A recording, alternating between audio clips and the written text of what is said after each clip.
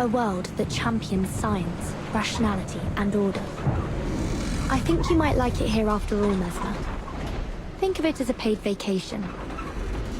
I won't deny the appeal. But since I'm here with you two, I'd call this a business trip. At best.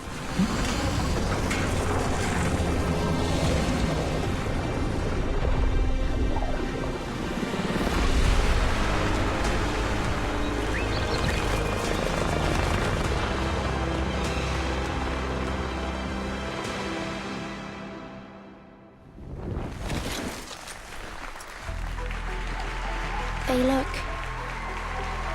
beautiful. They give these robots emotion. Our artificial intelligence models allow them to serve as your very own robotic friends. Detecting abnormal, hostile behavior. Oh, I didn't expect you two to find out.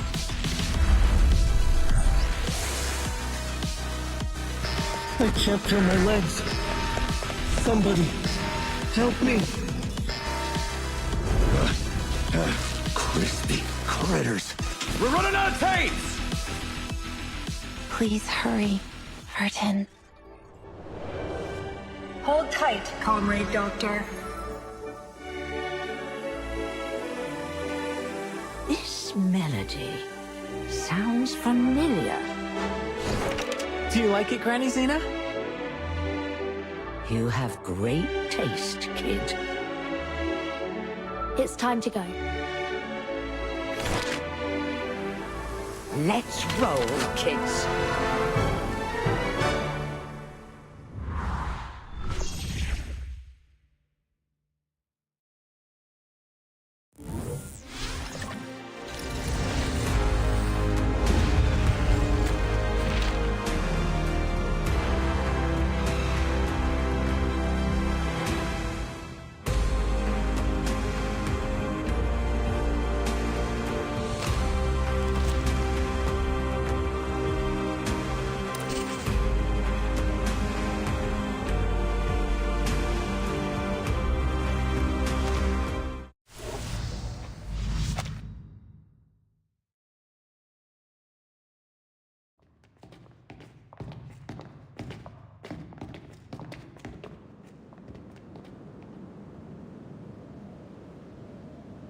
Stage in the rain.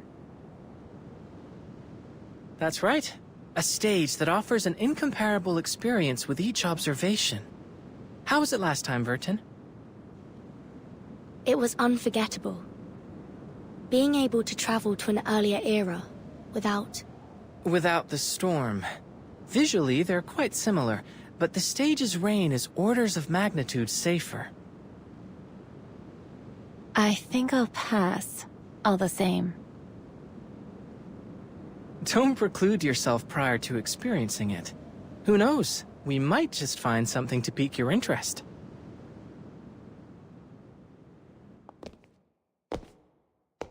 We're here.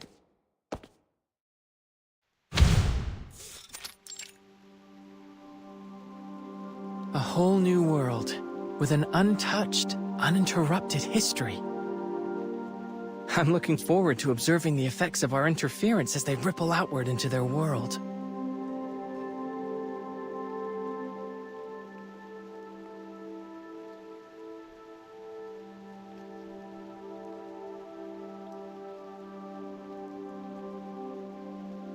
So, this is the Huygens Fresnel interferometer.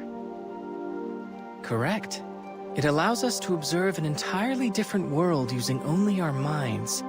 The stage in the rain.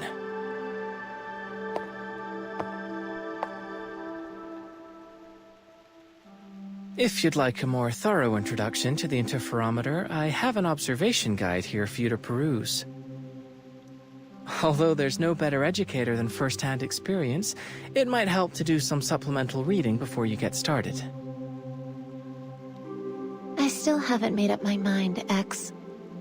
I could refuse, you know.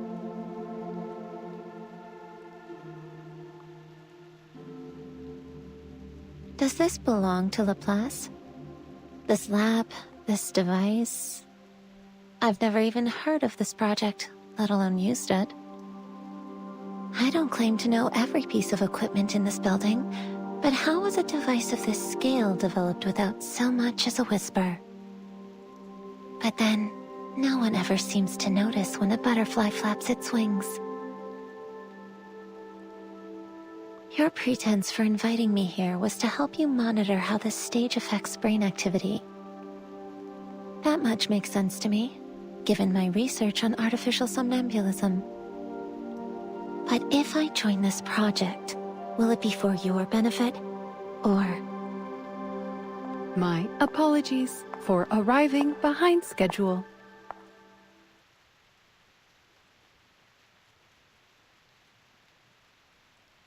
Madam Lucy. Oh, this is an unexpected variable.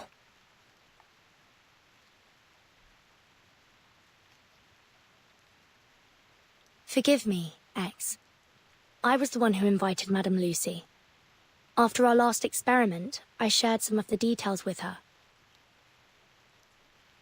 Using chaos particles and the observer's consciousness to simulate a hyper-realistic space.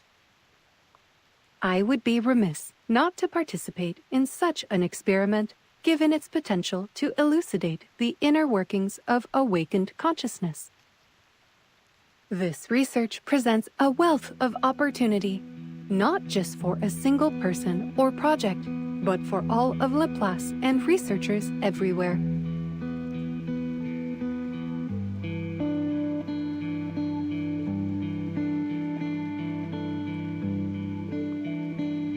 Superlatively said, Madame Lucy. I hope that puts some of your doubts to rest, Mesmer?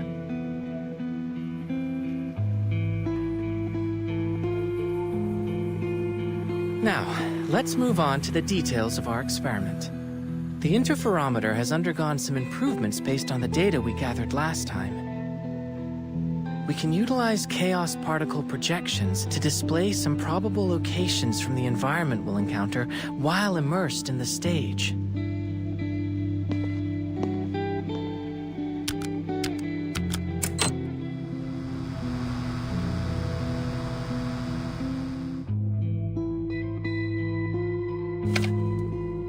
The iconography suggests it's somewhere in the Soviet Union, but the technology seems wildly different from our own timeline.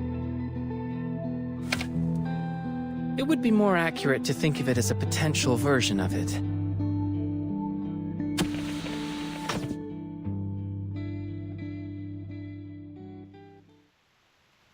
This is the stage in the rain we'll be exploring this time. From the preliminary readings, it appears that it is indeed the Soviet Union, in a timeline that has undergone greatly accelerated advancements in technology. A world that champions rationality and order, and one without arcanists. Sounds interesting, don't you think, Mesmer? Besides, Verton and Madame Lucy will be there with you. I'll admit, I am curious. Phew, that's great. I'll do my utmost to orchestrate things from here. While there's undoubtedly a lot to learn about this machine, I believe I should be able to troubleshoot any problems you encounter.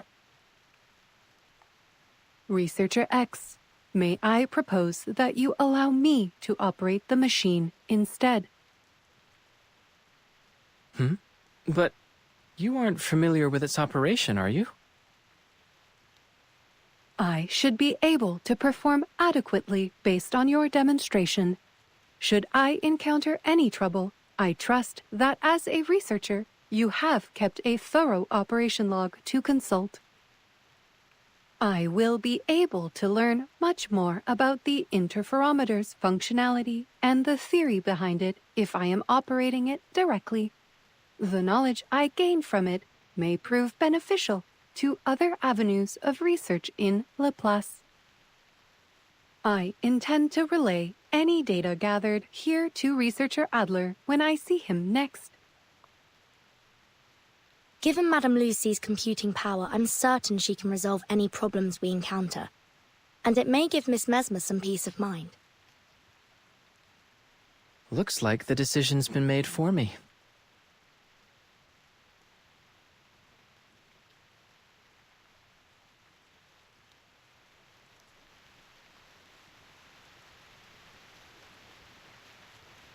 An untouched, uninterrupted history.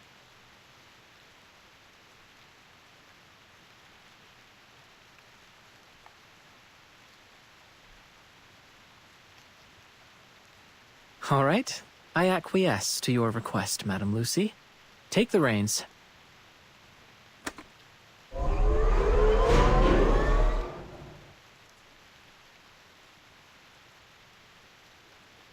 Interferometer activation complete.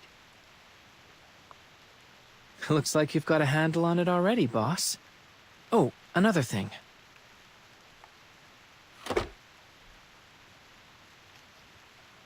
This will allow us to communicate while inside of the stage in the rain. A little improvement based on feedback from last time. If we encounter any problems during the experiment, we can use it to contact you.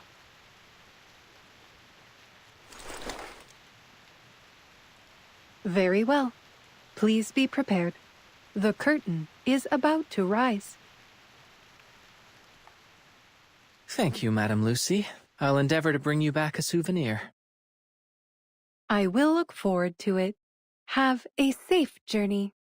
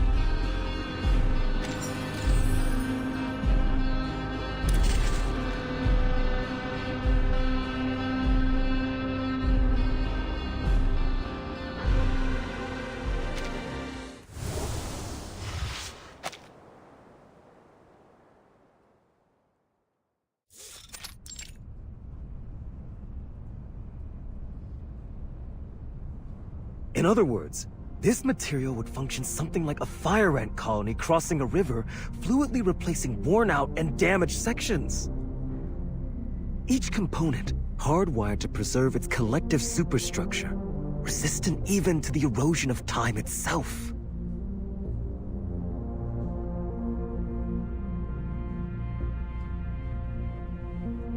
That jacket you're wearing, is that also the machine's doing? Yes. Sometimes the interferometer automatically modifies our clothes to help us blend in with the world we've entered. Though it looks like the machine decided that you and X already passed for normal here.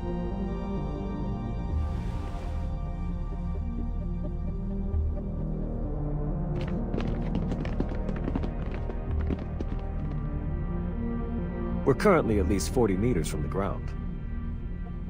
A conservative estimate, Comrade Polkov. I should say we are at least the height of a Vostok K rocket off the ground. And that's if we include Comrade Gagarin standing on the module. Cracking jokes as always, comrade.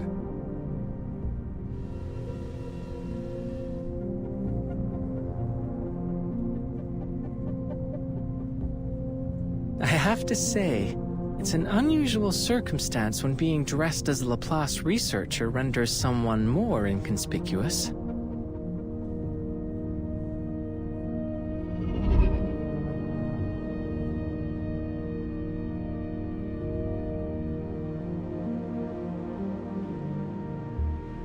Those fields look endless.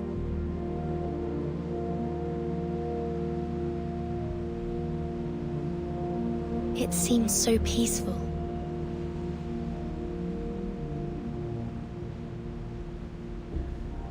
Oh, they even appear to have farming robots.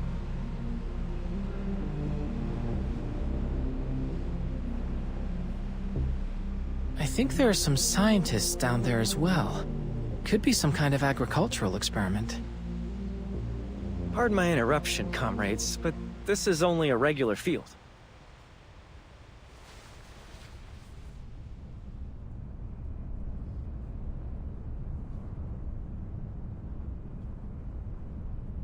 Those people down there in white next to the robots, they're simply farmers.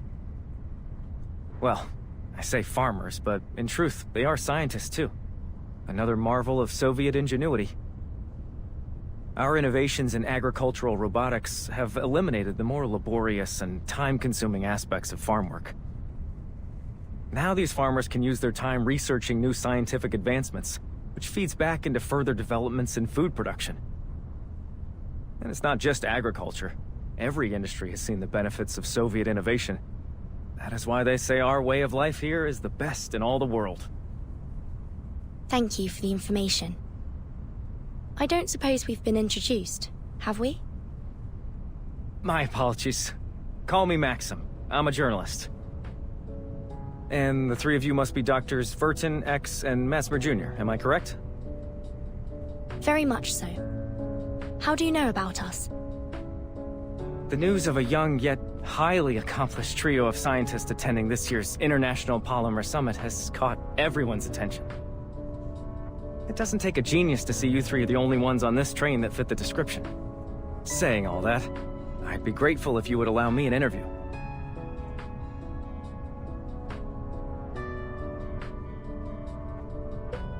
Certainly. As it happens, we could really use someone who could introduce this place to us. We don't know much about where we're going or what's been happening here in the Soviet Union. That much is clear. Where should I start? Oh, of course. Let's start with Collective. All the robots you see are controlled by the Collective neural network, which ensures their labor is never wasted. Who would have thought that robots would become our closest companions? Honest, stable, graceful, calm. They give each and every comrade their undivided attention. With these robots as our foundation, Soviet society began to progress at a relentless pace, maximizing production, removing oppression, increasing everyone's leisure time. A true utopia. Everyone's so happy. Too happy. It seems almost as if we've forgotten the utter misery we went through not so long ago. You mean? The plague, yes. So many of us today choose to focus on our happiness and the bright future ahead. It's as though we've already forgotten about them. The ones who delivered us from those dark times. Those who experienced true misery yet strove to lift us into this new age. They aren't here to enjoy any of this. Is that fair?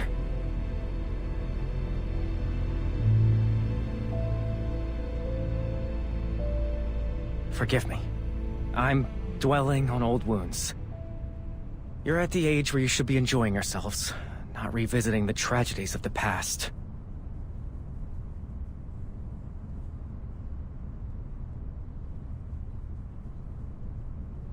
Now, a question for you young scientists. Tell me, are robots as commonplace in your country as they are here? That may be dependent on your definition of robot, but I've worked with an animated hunk of metal before.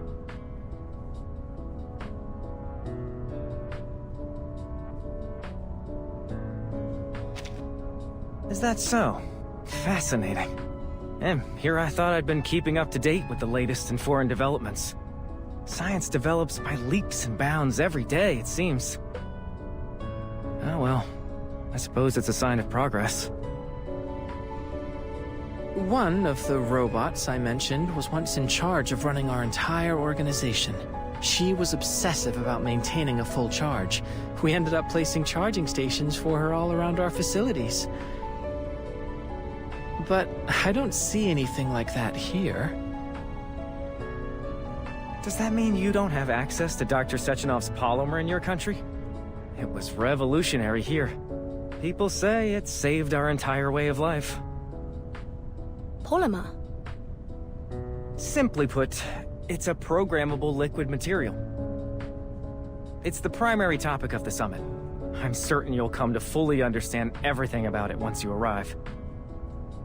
And, of course, you'll get to see another of Dr. Sechenov's prized inventions, the twins. I get the feeling you don't share their enthusiasm. Oh, I did not mean to imply anything negative. I should learn to watch my tongue. I fear my lack of expertise may end up confusing you. We will soon arrive at the summit. I advise you to take the opportunity to experience our country's scientific achievements for yourselves. But, to answer your question, Dr. Sechenov's team developed a kind of functional hydrogen cell. Stable fusion reactors in a polymer casing. That is what allows the robots to function without constant recharging. That sounds like the perfect gift for someone we know.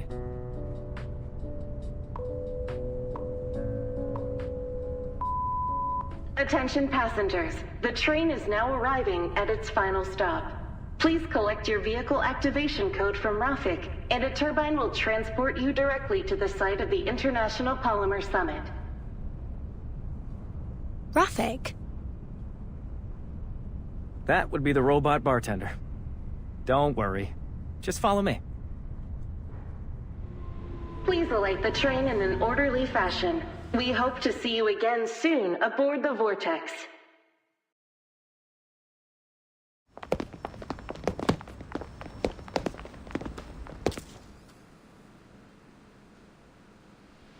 Is that scientist's trunk?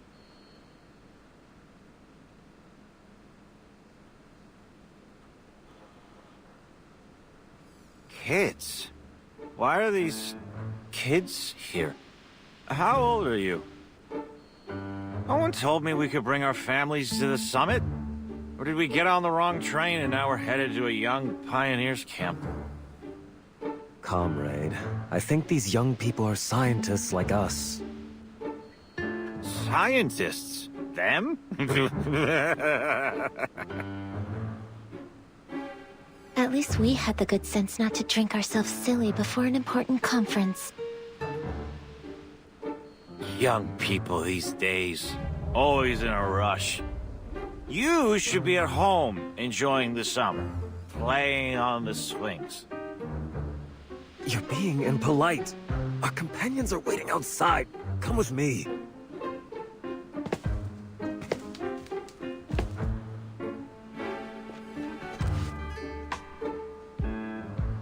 Hold on. Why don't you have some fruit? He looks like he could use it. Thank you. I'm sorry for his behavior.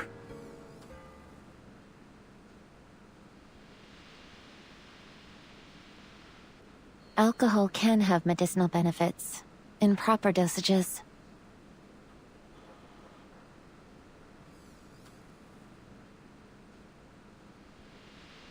Don't take any of that to heart, friends. Next stop, the exhibition hall. And welcome to Facility 3826. This way. That's Rafik, the one in charge of the activation codes.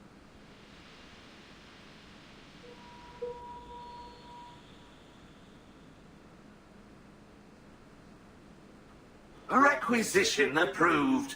Here's your vehicle activation code. Have a safe trip.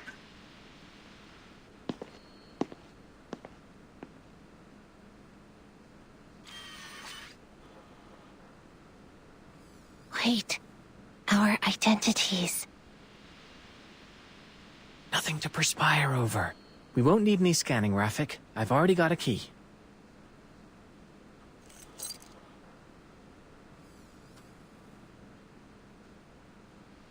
Where did you get that? It always pays to be prepared and to keep your eyes sharp. This is the International Polymer Summit, after all. I assume that means you took it from someone else? Wait, when you gave them that fruit, did you... Shh. All I did was facilitate a hands-on experience in the importance of politeness. Goodbye. Please have a safe trip.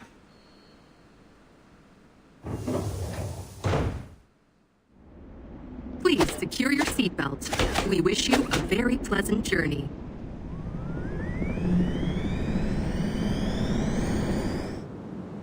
If I'm not mistaken, our conference venue is on some kind of floating island. Fascinating. Come on, why don't we check out some of the local music? Thank you for tuning in to the Polymer Exhibition Hall audio guide. You are currently departing... This place really is like what the prediction indicated. A world that champions science, rationality, and order. Wouldn't you agree, Mesmer? I think you might like it here after all. Think of it as a paid vacation. I won't deny the appeal, but since I'm here with you two, I'd call this a business trip at best. I propose we look at it as an academic exchange, the kind with complimentary refreshments, featuring the illustrious Dr. Verton, Dr. Mesmer Jr., and Dr. X. I think I'm the only one that feels out of place here. Doctors? Ah, well, here's to a pleasant trip.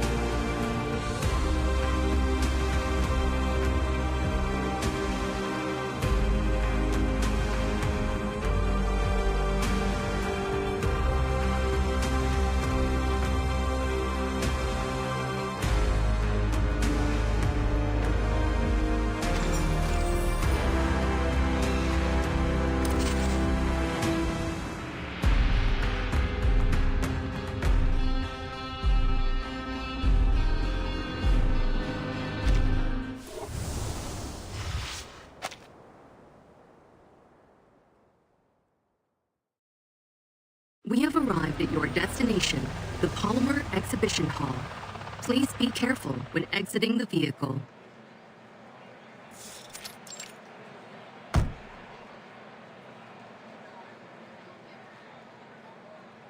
Wow, it's so crowded.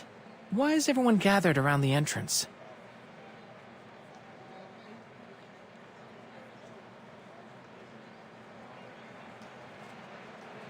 Everyone, please wait patiently and enter the venue in an orderly fashion. Dr. Sechenov is about to arrive.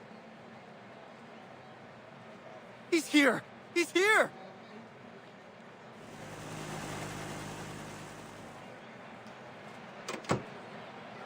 Welcome, comrade. It's him! That's Dr. Sechenov! Dr. Sechenov!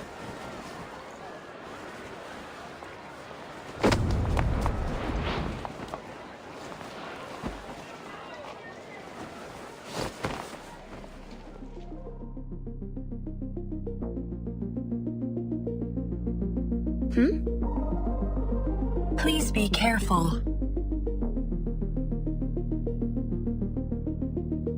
Thank you. It is good that you were unharmed, comrade.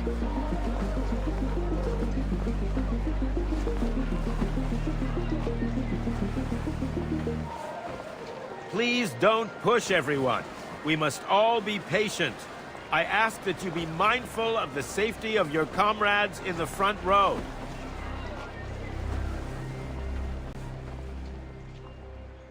That must be Sechenov. And I suppose those women were the twins. A logical hypothesis. Oh, Vertin, we do have a slight problem. The communicator must have slipped out of my pocket during the commotion. By the time I found it again, well, it seems to have failed a few rapid percussive tests. Which means we've lost our only way to contact Madame Lucy. Unfortunate, but we'll fix it later. We should follow the crowd into the exhibition hall for now.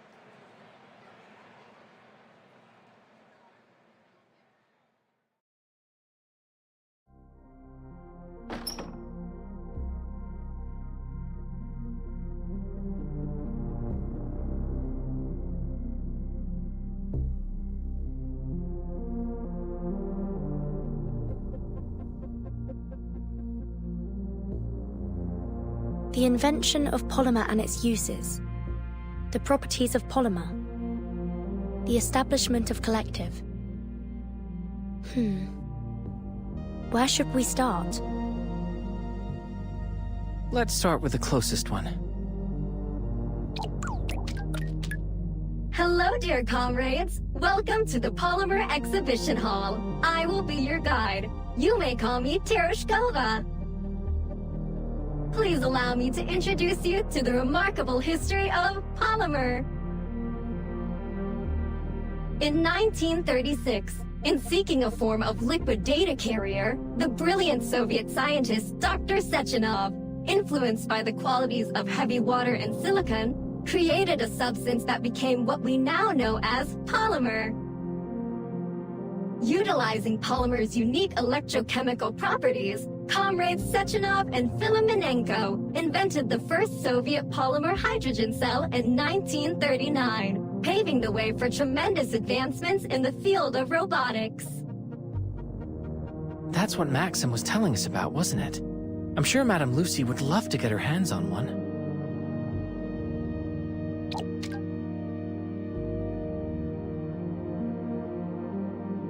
However, in 1942, a terrible disaster struck the Soviet Union and the entire European continent, the plague. By the end of this unprecedented outbreak, over 150 million had perished. 150 million? That would make it one of the deadliest outbreaks in human history. Countless scientists and medical professionals selflessly gave their lives to combating this plague, sacrificing themselves to prevent further death. I wonder if that's the tragedy that Maxim mentioned. We will always remember their sacrifice, just as we honor Dr. Sechenov for once again coming to our rescue.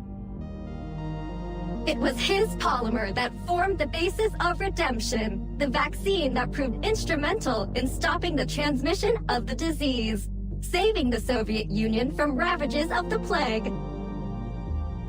Of course, with so many having succumbed to the disease, the Soviet Union turned to further developments in robotics to meet labor demands.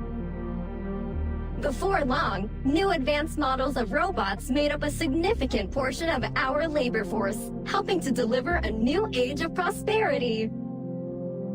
Is that what you've been aiming at with all of your critter experiments, X? In order to fully optimize our robot's production power, Dr. Sechenov led a team of scientists to develop and launch Collective 1.0. This revolutionary system unified all of our robot assistants under a single vast neural network, ensuring maximum efficiency.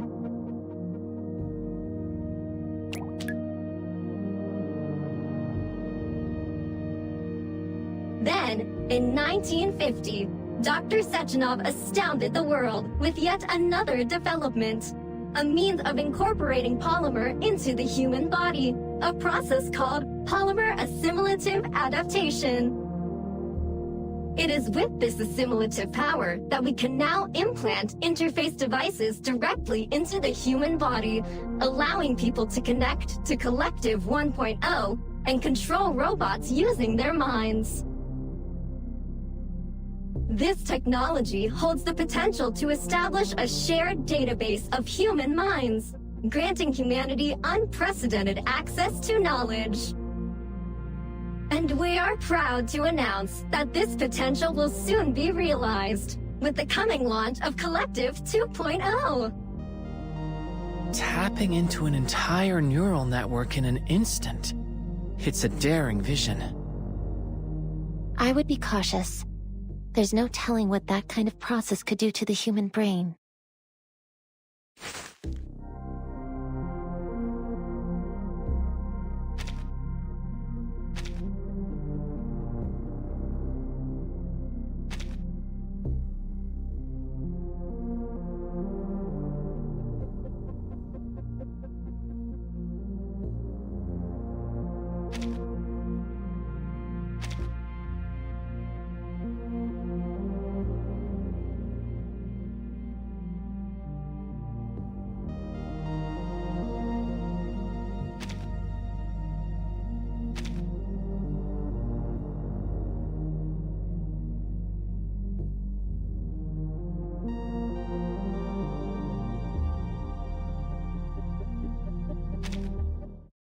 You have finished Exhibit A, but don't stop now, dear comrades.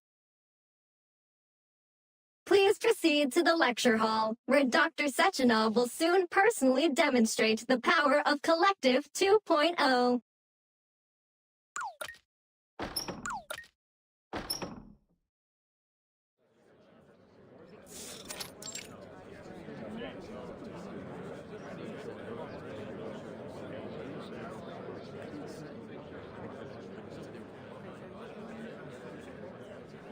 Huh? Is that Maxon?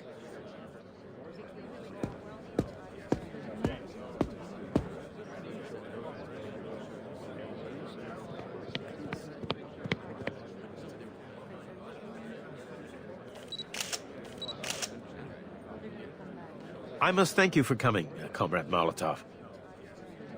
Today is an important day for the Soviet Union. I wouldn't miss it, Comrade Sechenov.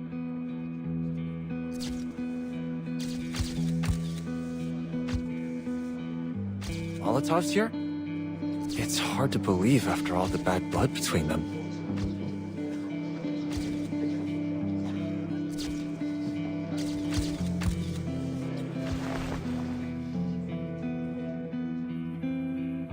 Thank you. First off, I'm very honored to have so many preeminent experts from every scientific field in attendance today. Welcome, everyone. I am Dr. Dmitry Sergeyevich Sechenov.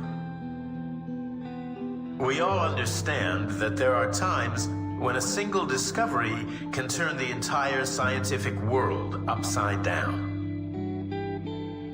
But every great discovery must be built upon the knowledge of countless predecessors that rests at its foundation, to say nothing of luck, before it can be published and preserved for all time.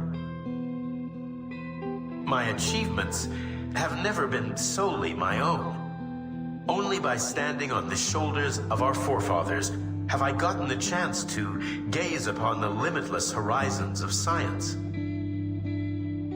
Standing here now, I must thank them from the bottom of my heart. Thank you. Thank you.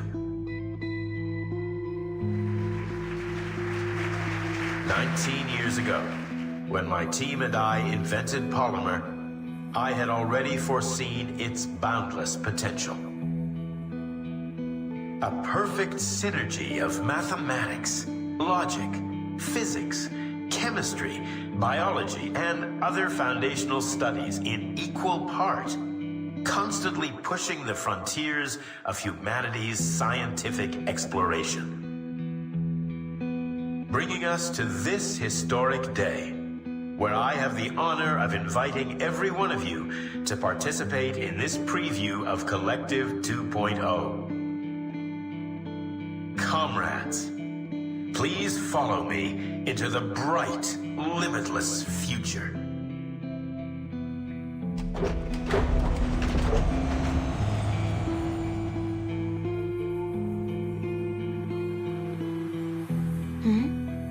What's this?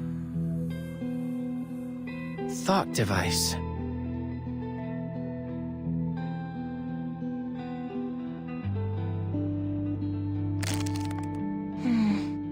A metallic outer shell with a silicon motherboard connected to swirling black tendril-like receptors. There are suction cups on its base.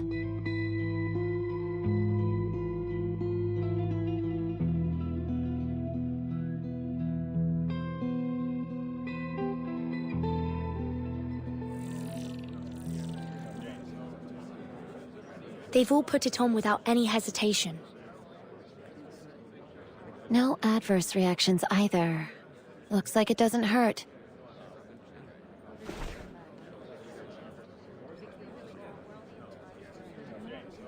Hypothesis confirmed. Mounting the device does nothing to activate it alone.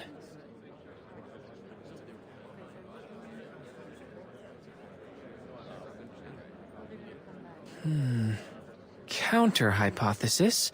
It may only work on polymerized people. Wait! What are you doing?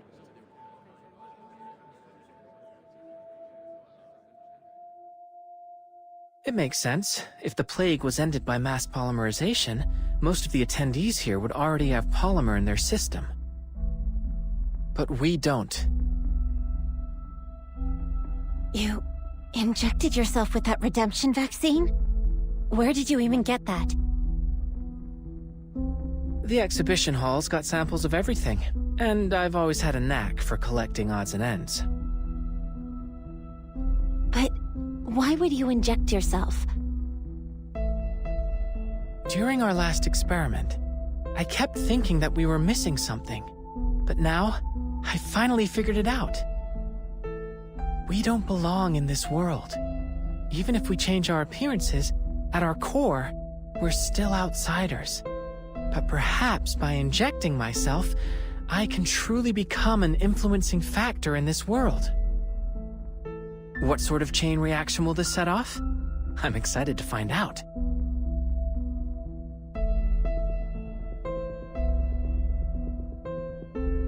Plus, if we don't inject ourselves, we risk exposing our identities.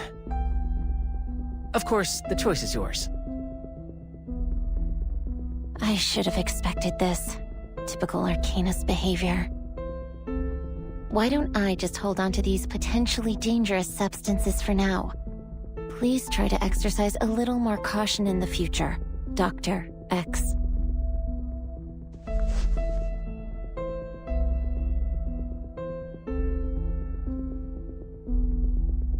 What about you, Vertin? I think we should be careful. All right. Think about all the fun you could be missing out on.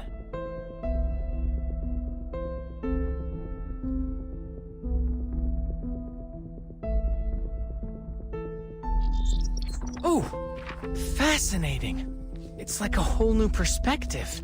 This demands thorough exploration.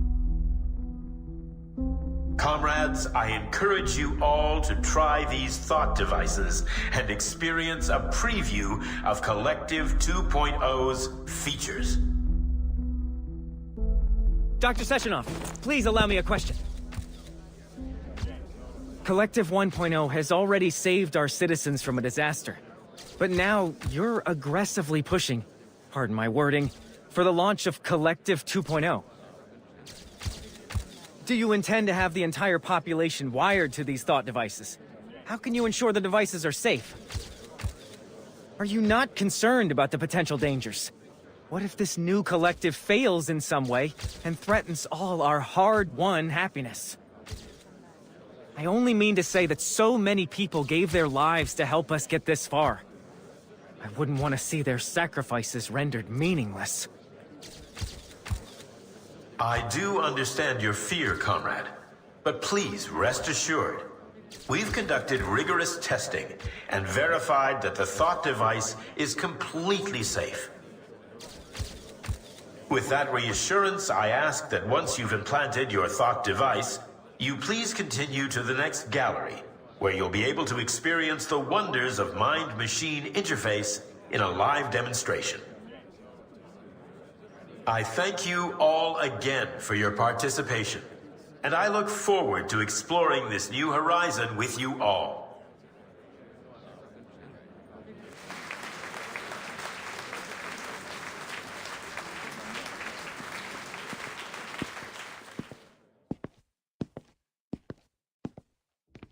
Oh, I remember you.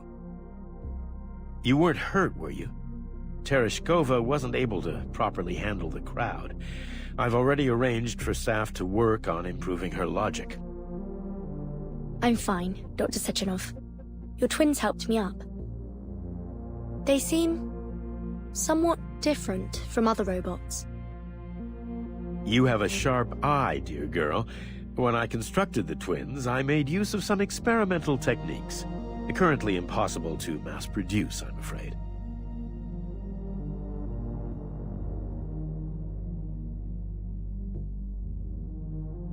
The epitome of both science and art.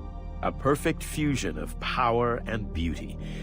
I think of them as my greatest creation. They do have a rather reassuring presence.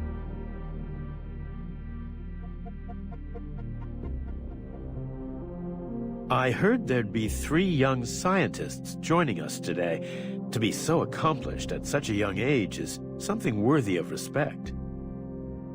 If you run into any trouble today, please don't hesitate to tell me. I'll do whatever I can to assist you. Oh, as it happens, I think we actually could use some help.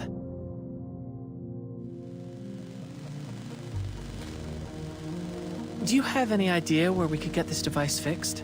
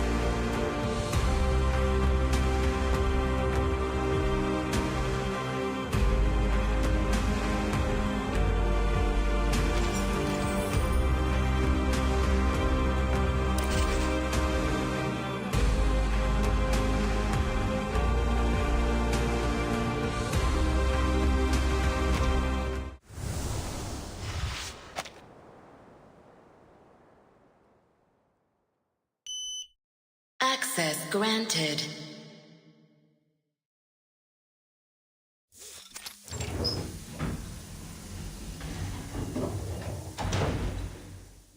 Welcome, comrades. This is the assembly room Dr. Sechenov recommended.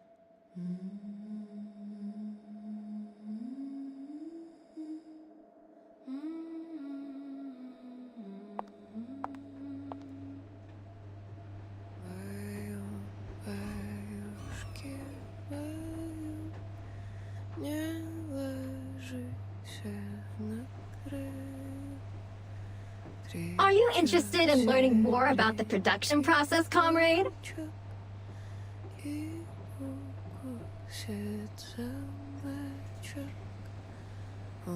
What you see here is the production line for the VOVA6 lab tech, often dubbed VOVA. Commonly used in laboratories, our VOVA6s assist scientists with conducting tests and critical experiments.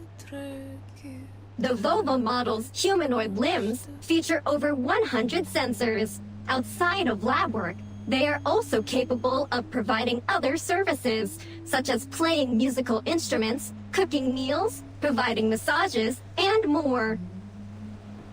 Some people even treat their VOVA as a personal companion. In fact, our artificial intelligence models mean they are entirely capable of serving as your very own robotic friends.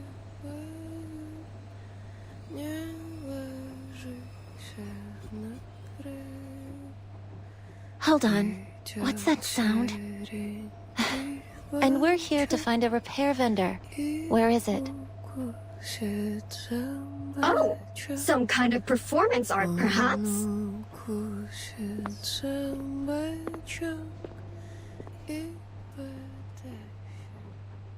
Why was she moved over here? Comrades, this is your repair vendor.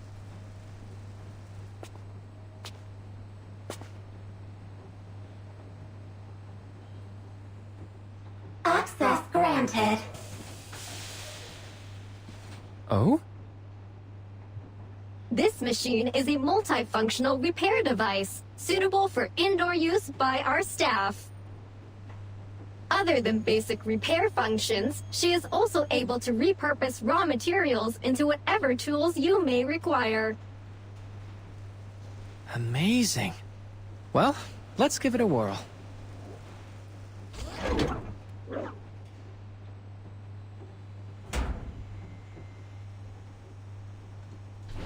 Unidentified object detected. Initializing analysis.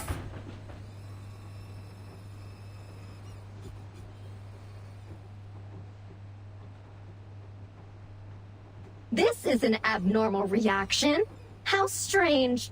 My database has no record of any comparable circumstance. You know, I really shouldn't be accepting unknown inputs from strangers. But then, the stranger is just a friend you haven't tasted yet.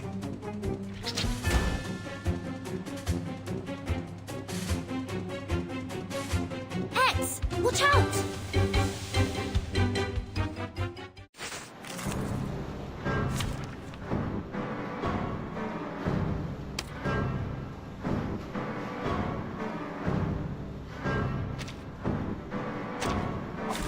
We begin with white.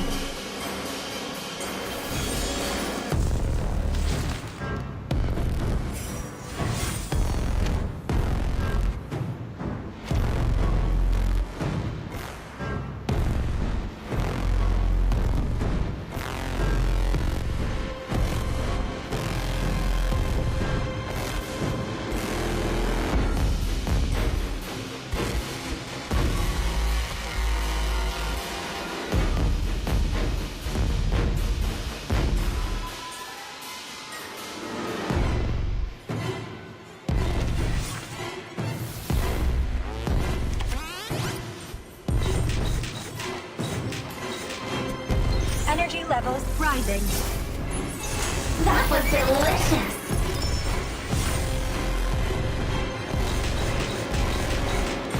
One as ominous as obsidian. How do you like that? I need to guess.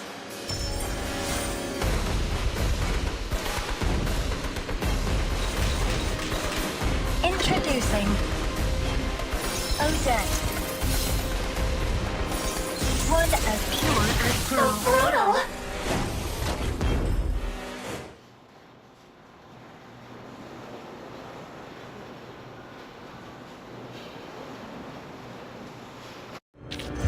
People often wish for miracles this time. Detecting abnormal combative behavior from Nora. Requesting control. Rebooting Nora systems. Reboot complete.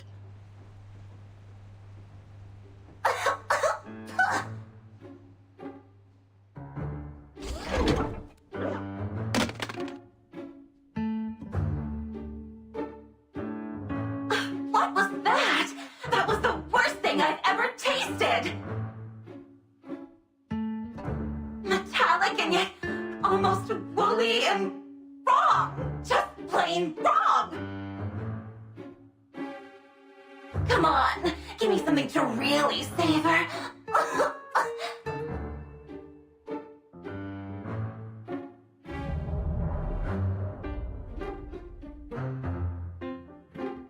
I don't suppose there's a way to make her sound a little less.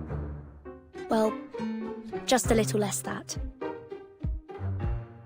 The repair vendor's speech algorithms are not within our direct control.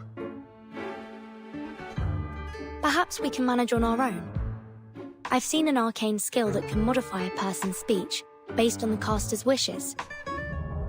But I'm not familiar with how to cast it. Try contacting Madame Lucy. She may know the incantation. Good idea. It'll also give us the chance to check the repair vendor's handiwork.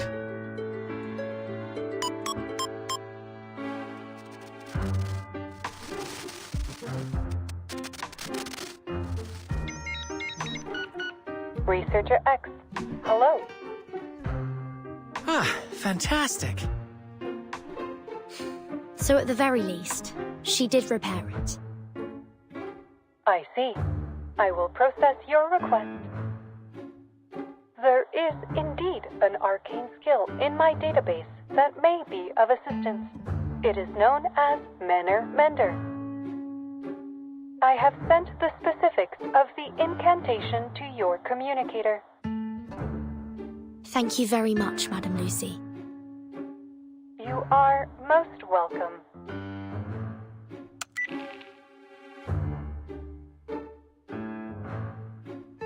Manner Mender.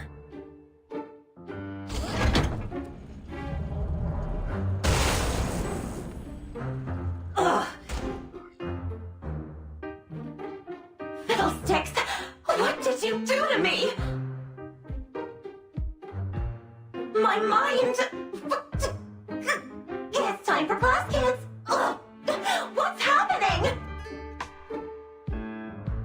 Think of it as installing a language patch.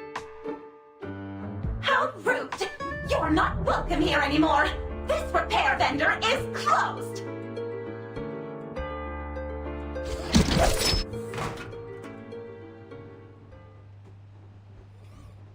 We will need to investigate the cause of your abnormal behavior, Nora. Please cooperate.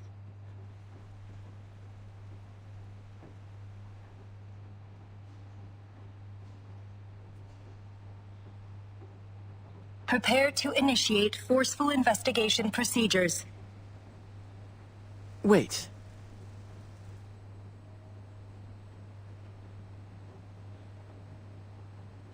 How about I try something with Nora? I can directly connect to her using this thought device. It's the perfect chance to try out the features of Collective 2.0. Dr. X, things are already complicated enough as is. Let's leave this to the professionals. Don't overly activate your disquietude. You still remember the topic of my research here, don't you? I can't pass up this opportunity. If that is what you request.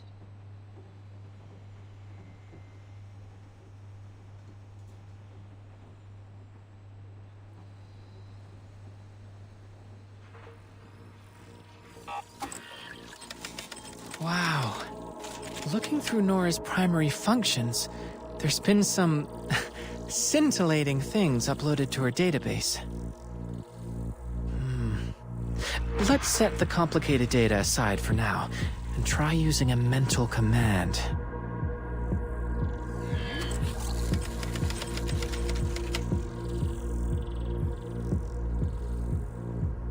Everything looks normal so far. Seems like the restart successfully cleared the errors in her code. No, hold on. There's an abnormal entry in the access log. Hey! What are you doing, you cad? This is no way to treat a lady! Ah!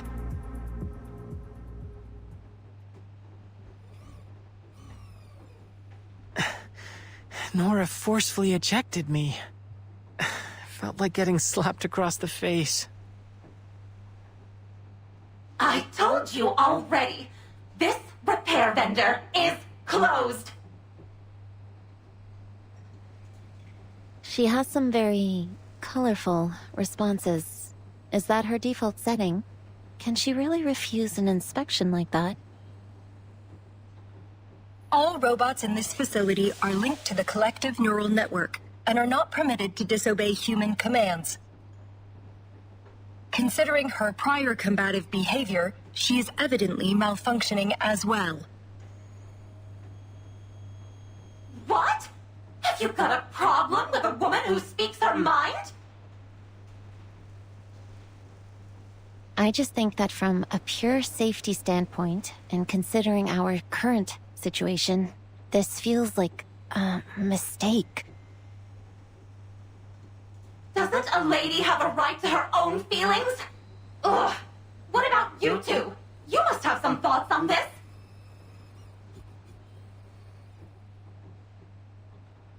We do not have an answer for you at this time.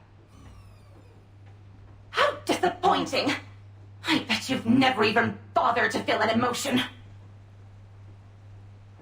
Comrade Sechenov did install emotional expression modules into our platforms. What a waste to put them in, you frigid ice queens.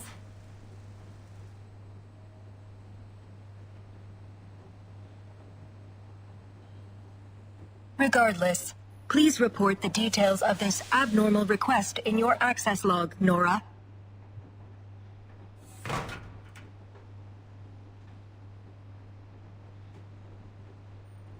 I have no idea who made that request. All I know is that ever since that entry appeared in my log, I've had no patience for anyone toying with my emotions. Now, stop pestering me with questions. I've already told you everything I know. Situation documentation successful. Comrade Doctors, we deeply apologize for your exposure to this incident. Dr. Sechenov has expressed his concerns about your safety. Please follow us. We will escort you to him. What's next on the schedule? Will we get to interact with even more robots? Comrade Sechenov will arrange an itinerary for you.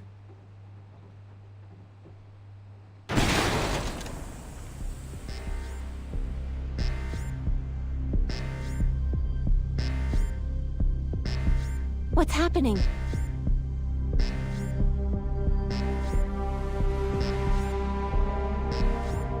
Warning. Control over the exhibition hall has been lost. The All-Soviet Exhibition Center has activated its emergency drill procedures.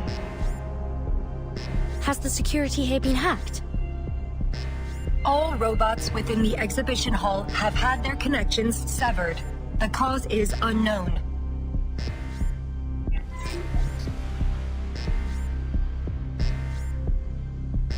Understood, Doctor. We will proceed to the exhibition hall, continue broadcasting our coordinates, and await the arrival of reinforcements. Please wait here, comrades. A turbine will arrive in 1 minute and 43 seconds to transport you to Chelo Me. We must return to the exhibition hall.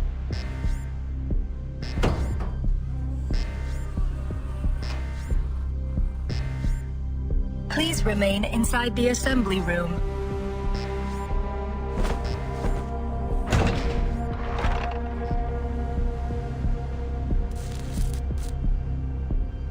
What do you think, Vertin? If something is happening in the exhibition hall, I don't think we can afford to wait around here until trouble inevitably finds us. We should head out and assess the situation. I concur entirely.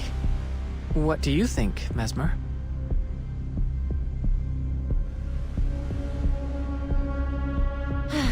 Why would I expect either of you to follow orders? I've done your psyche vals.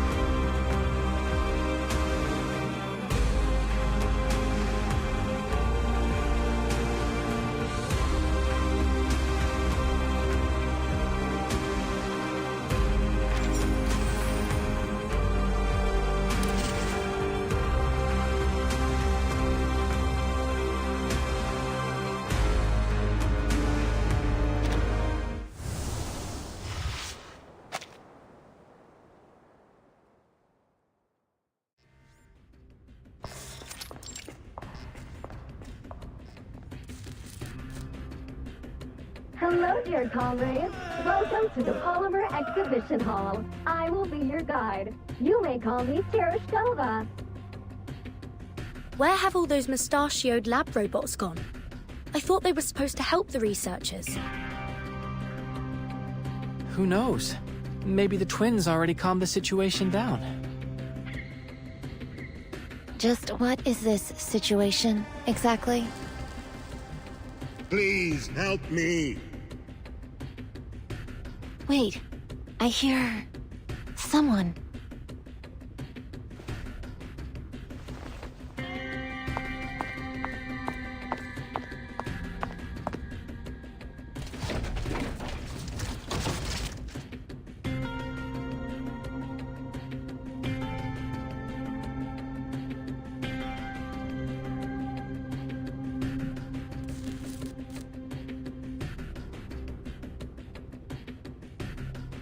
Please help me.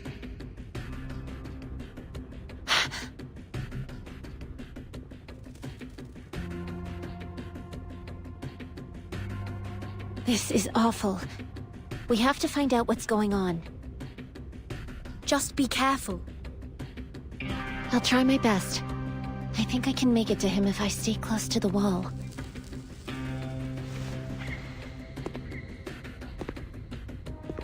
Please help me. You'll be all right. Stay calm. You'll lose blood if you struggle too much. Let me check your wounds.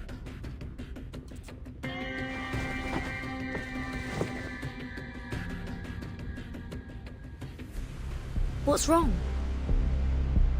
Impossible. This violates every law of nature. He's already... Watch out, robots.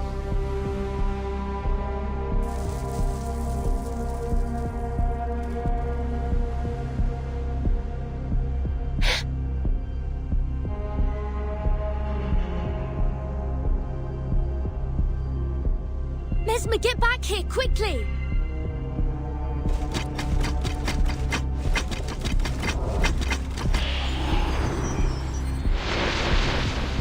What?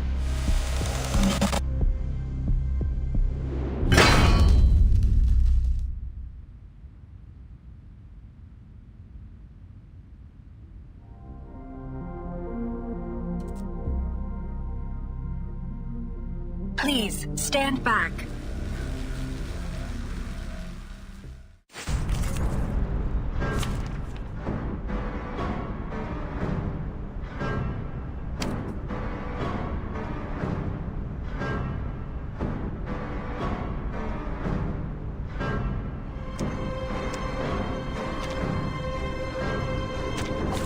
The curtain opens.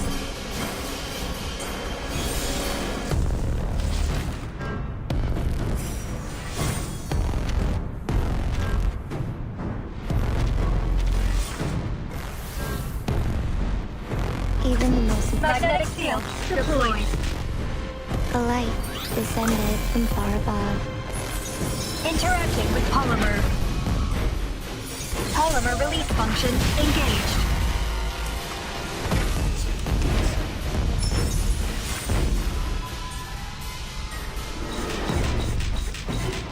Repolymerizing. Interacting with polymer. This combat will be recorded for statistical analysis and optimization.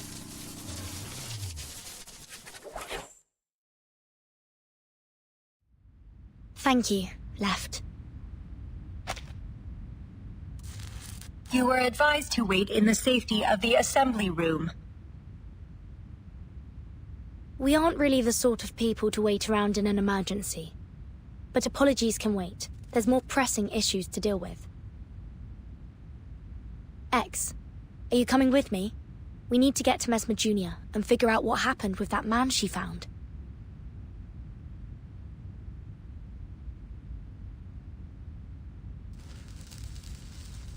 Mesmer, are you all right? I'm fine.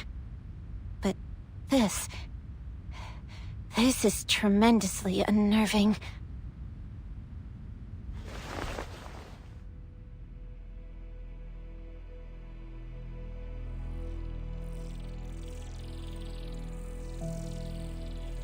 Help me, young lady. What's going on? I'm still alive. No, that's not possible. I'm sorry, but you're clearly dead. It's just that your device is still transmitting your voice. Then that wasn't just some awful hallucination. That's really my body, and I'm a goner.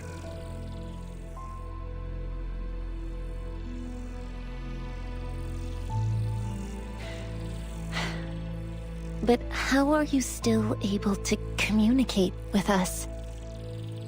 You're surprised. I suppose I would be too. But the science is clear to me, at least now. It's fitting that my corpse can serve as a new teaching exhibit for the Hall. If I am truly dead, then what is speaking to you is only the polymer still active in my body. The thought device must be serving as a communicator of sorts. The polymer must have absorbed some of my neurochemical signals and brain function, forming an imprint of my mind. That's how it can answer you.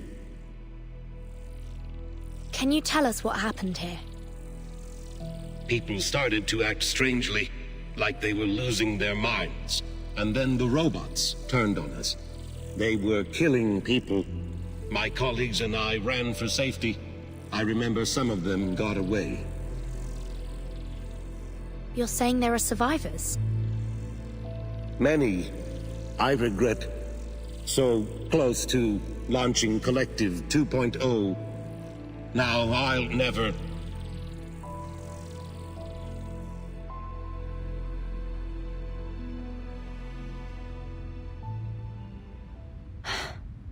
We didn't even ask for his name.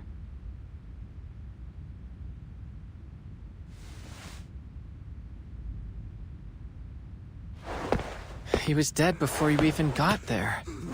It wasn't really him, just an echo of his brainwaves.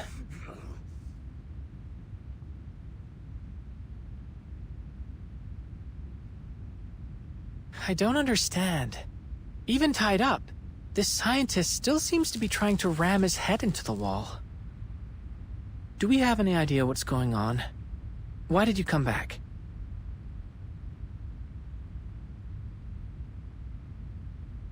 The situation in the exhibition hall remains out of control. However, I received a notification that the security door had been opened. I had to ascertain whether you were in danger.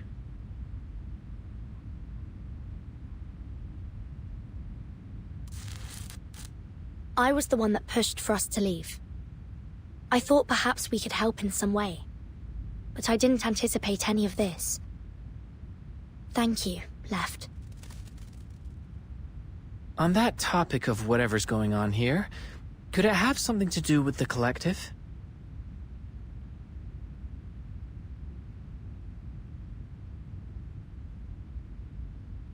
Wright is proceeding to the source of the incident. My mission now is to ensure the safety of all of our guests.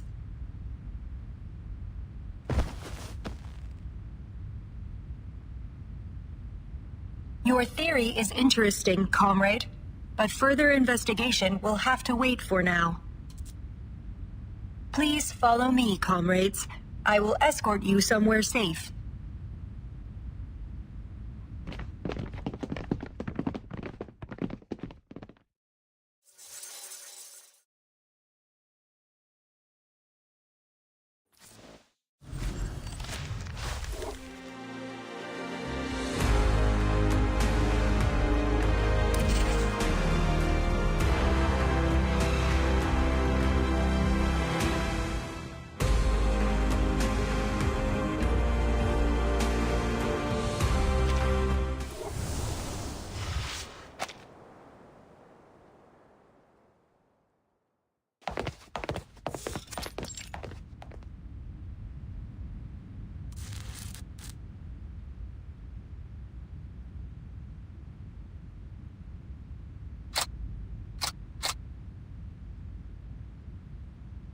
What's that on the ground?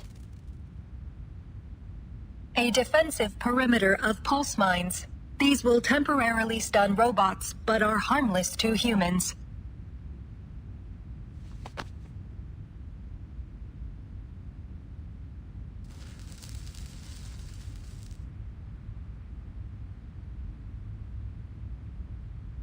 You shouldn't be here. We found a survivor.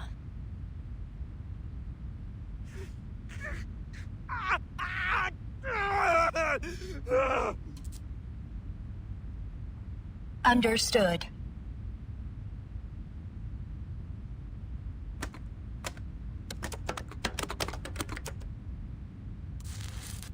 Attempting to reassert admin privileges over exhibition hall controls.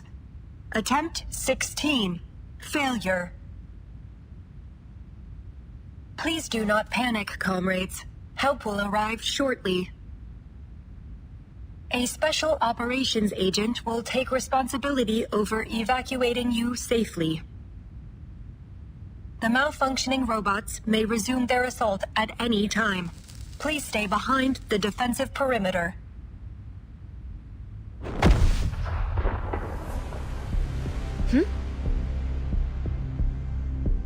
Is that another haywire robot?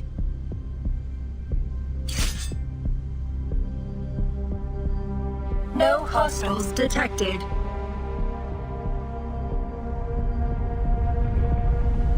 The sound's getting closer. Get ready to fight. Crispy critter. I should just blow this entire door to bits.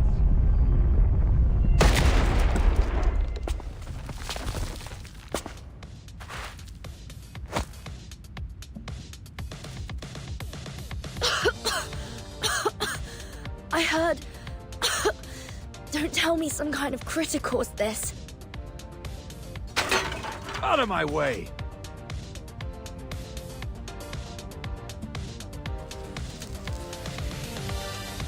What good is a lock like that, Charles? Just to keep idiots out?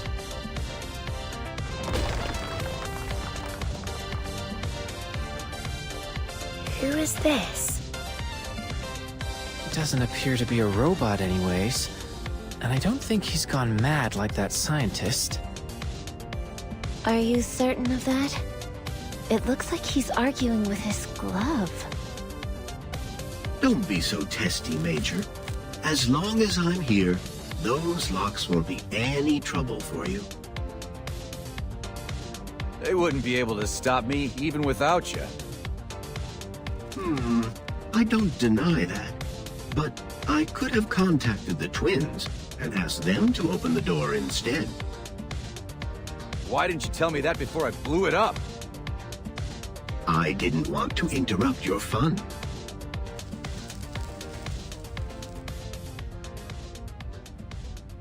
What happened?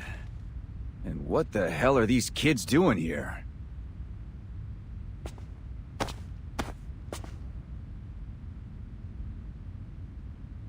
Codename P3. And his trusty companion, Charles? We were informed about an incident at the Polymer Exhibition Hall. Our orders are to bring a swift end to this situation and limit any scandal that might hamper the launch of Collective 2.0. In other words, Dr. Sechenov sent us to assist you. Now we just need to find out who did this. Understood. Dr. Sechenov has confirmed that this was a targeted attack on the Collective 2.0 launch. Huh, that's obvious. Anybody able to hack into the exhibition's controls has got to have some serious backing. Lots of people resent the boss, think he's in the way of their own ambitions. Like Molotov, or any of the various enemies of the Soviet Union. Molotov? That's the man who shook hands with Dr. Sechenov in the lecture hall. Hold on. You mean he actually showed up? Where's he now?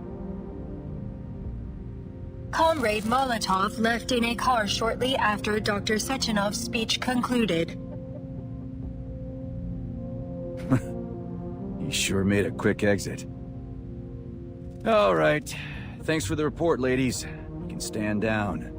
I'll take care of things from here. We have not received orders to conclude our mission. These survivors still require protection. I've got that covered too. Charles, give me the data on our survivors. Start with those kids.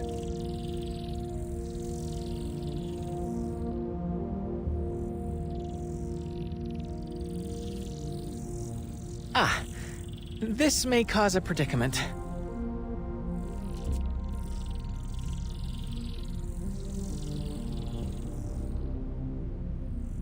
Gentlemen, we are scientists from abroad who were invited to participate in the summit.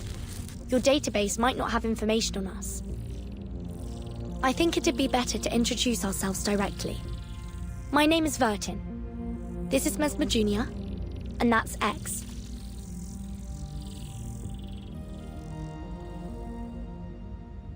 She's right, Major. I have no data on them. Though I can tell that those two haven't been polymerized. Not polymerized. Crispy critters. Hardly see that these days. Perhaps it's better to focus our efforts on searching for and rescuing other survivors. I also noticed that their names don't appear in any available immigration records, and that they were only added to the guest list for the summit earlier today. You mean they snuck in? It would appear so.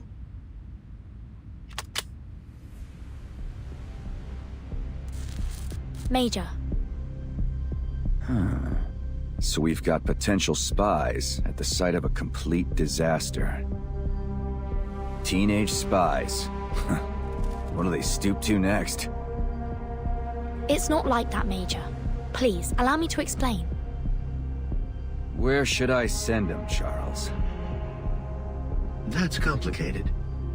Perhaps the Juvenile Justice Committee, or a counterintelligence agency. Any ideas, X? The signal here isn't great. Maybe your glove should check again? That isn't funny. We should run. Concurred.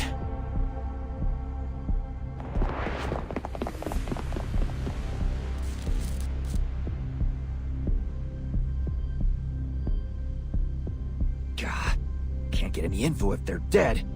Hey, twins! Help me catch them. Alive. We'll each take one. Got it? Understood.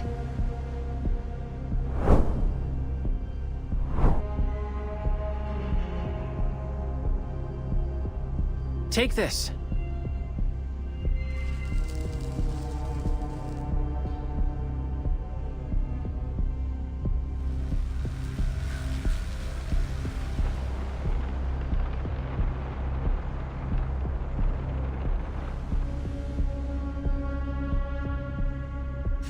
Made you look.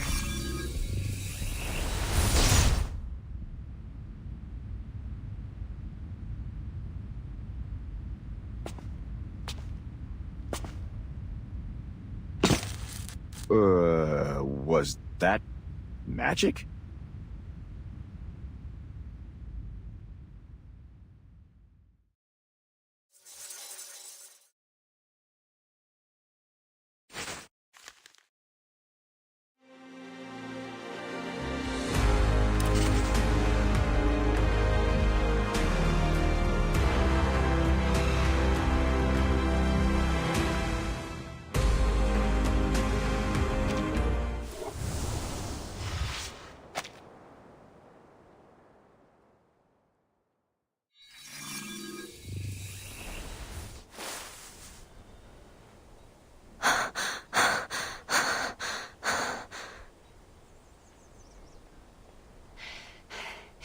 We should be safe out here.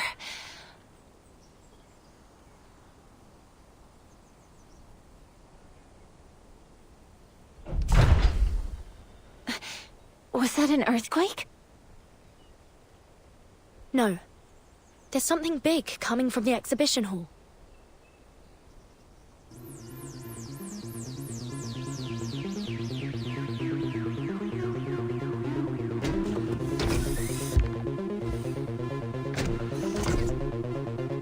What is that?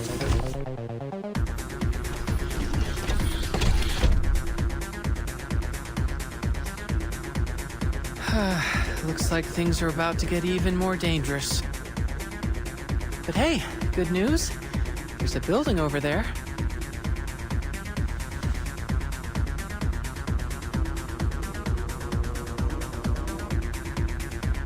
Let's take shelter there.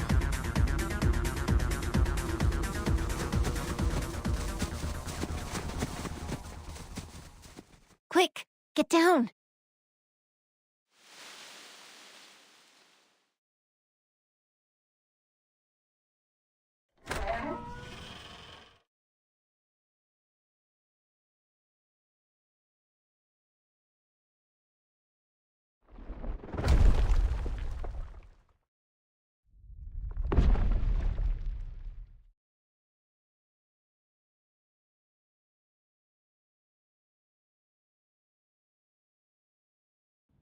I think it's gone. For now.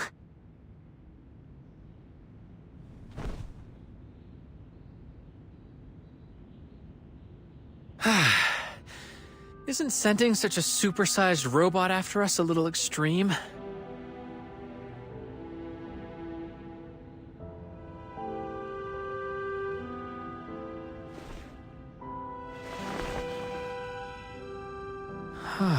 Neat interior. Smells lived in. And traces of mold removal on the walls.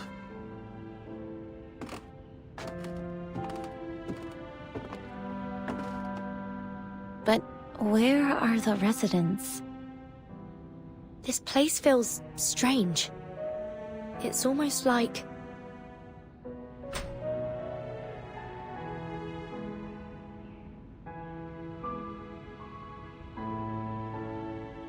No sign of any robotic technology in here. And all the food is untouched. It's like this house has been isolated from the outside world for years. And yet...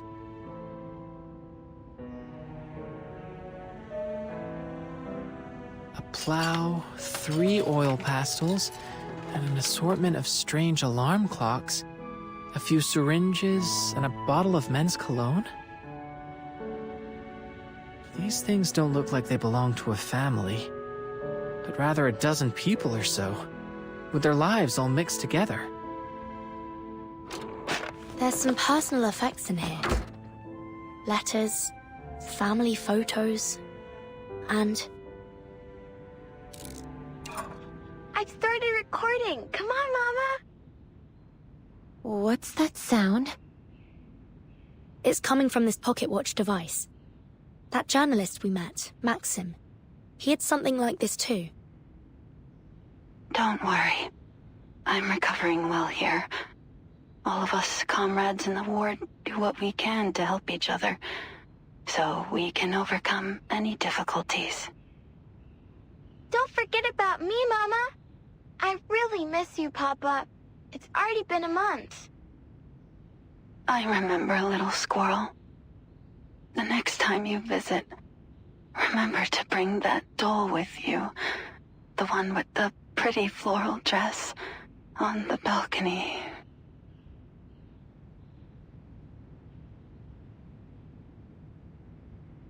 Were they the owners of this apartment? Where did they go? Not a clue. There's all sorts of things on the balcony, but the doll isn't here.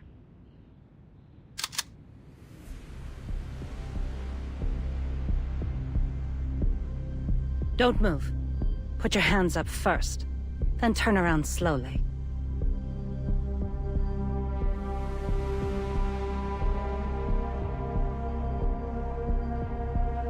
Please, don't shoot, ma'am. We're just... Call me Tamra. Foreign kids. A rare sight. The last time I saw misbehaving kids was before the plague. It's a shame so many lives were cut short.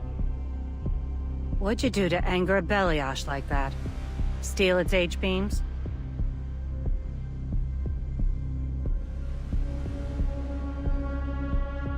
Oh, I see. You're those unknown variables Xena was talking about. All right, tell me what happened. Don't they tell you to obey your elders where you're from?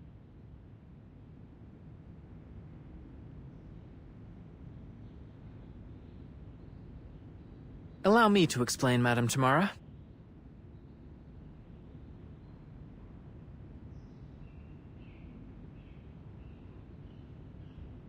And that's what happened, ma'am.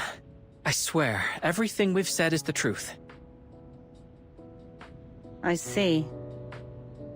Just another group of foolish kids caught up in a conflict they shouldn't have been a part of. If I take you at your word, that is. But branding 3 kids terrorists and sending out a Beliash to stop them? The people in this country have gone mad. You have my sympathy anyway. But I have more important things to do than babysit. Considering your situation, how about you hide here a little longer? When I'm done with my work, I can send someone to help you out with the orb head outside. But all this is a memorial for the good folks we lost to the plague, so don't touch anything.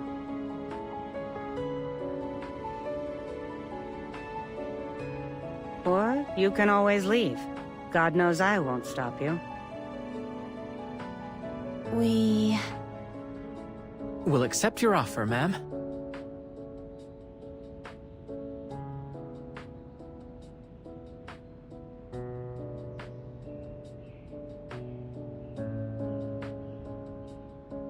Not like we can confront the Beliash with just the 3 of us.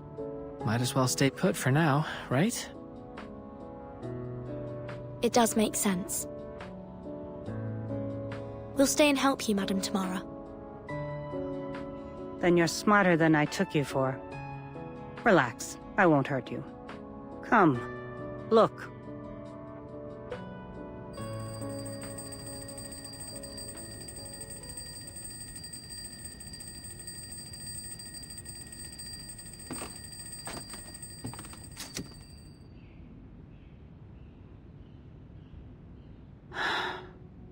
I think of this place as a memorial, although it doesn't commemorate any heroes, just everyday people. Like the one who owned all these clocks. They belonged to Olga Sokolova, a 23-year-old nurse. A very jumpy, anxious girl, but honest. Taking care of her possessions takes a lot of effort.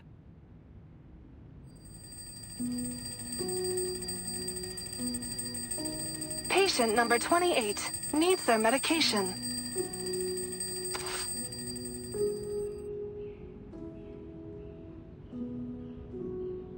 Why did she need so many clocks? Olga was terrified of forgetting all sorts of things. She'd set her alarms to remind her to administer medication, shots, you get the idea. But it wasn't enough. In the end, she went to the hospital too, leaving me with this mess. This one looks the oldest.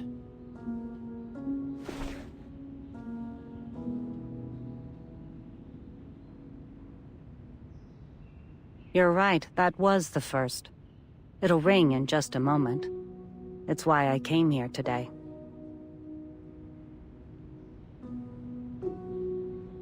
Happy 20th birthday, Sasha. You can turn it off now. Her daughter isn't around to hear it. The plague took her, just like so many others. 20 years old. How time flies.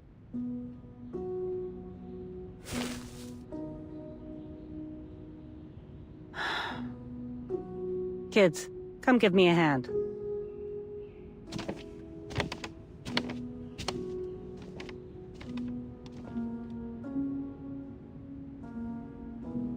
An entire wall of tools. Looks like whoever lived here liked making things by hand. That's an understatement. There's a basket under the workbench full of all kinds of toys and electronic parts. Andre and Vanya loved tinkering with those kinds of things.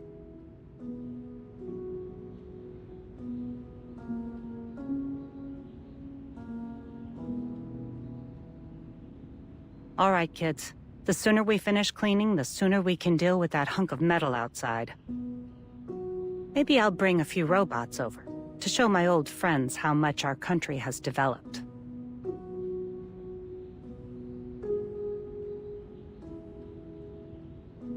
Is this why you've been keeping things just the way they were?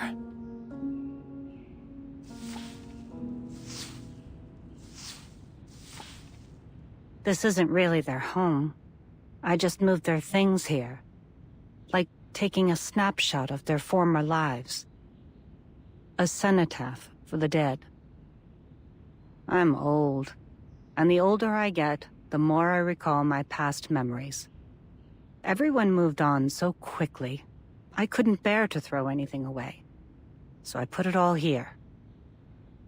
Xena called it stupid. But she didn't stop me either.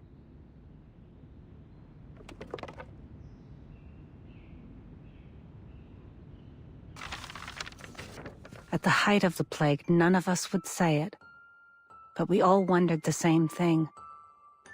Is humanity doomed?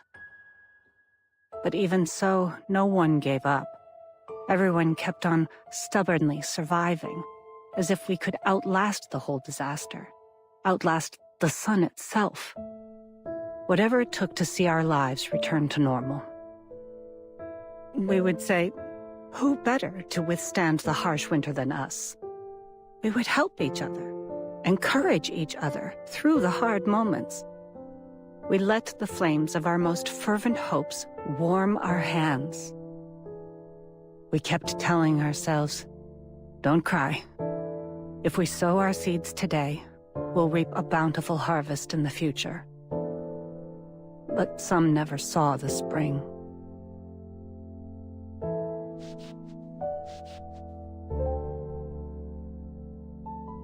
My condolences. To be honest, after so many years have passed, even the grief has faded. But once in a while, I find myself thinking that the happiness we have today is something they'll never see.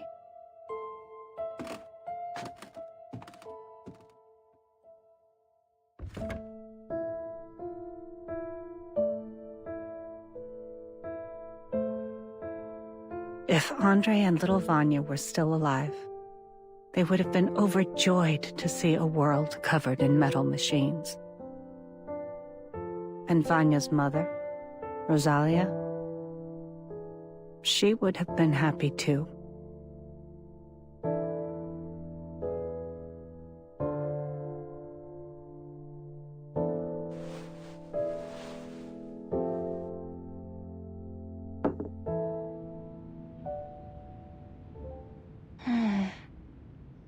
strange.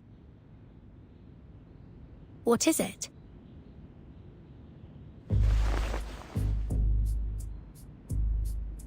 We saw this person at the summit.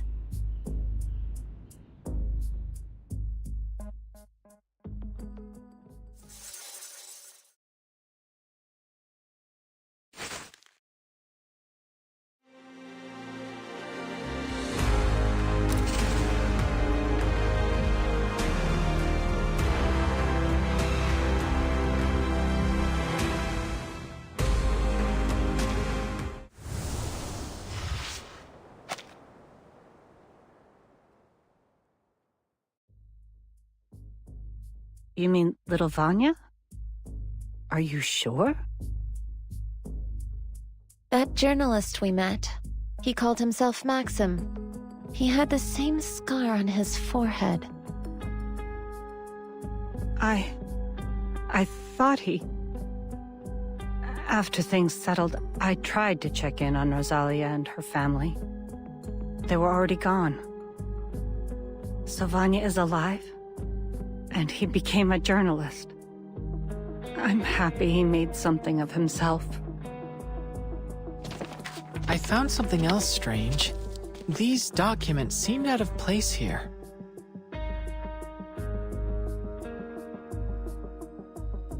Having made a cursory glance, they seem to concern the robots we've encountered so far, including that big one that chased us here. See? Take a look at these schematics.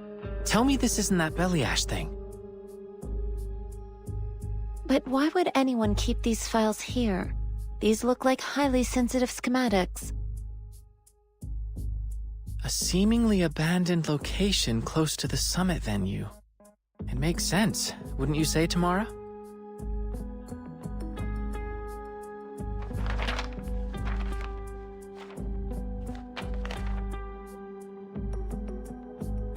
Wait, I recognize this handwriting.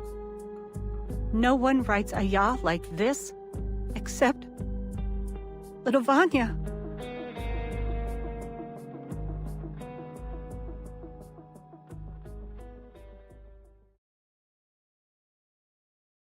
We should discuss this with a friend of mine. She'll be able to help us understand what is going on here. A friend? I contacted her as soon as I heard you come in. But don't worry. I'm certain she'll be able to answer all your problems.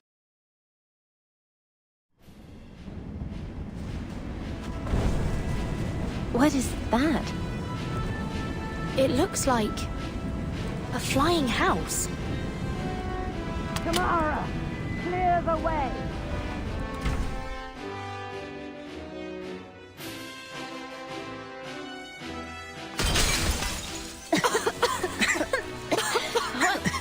What?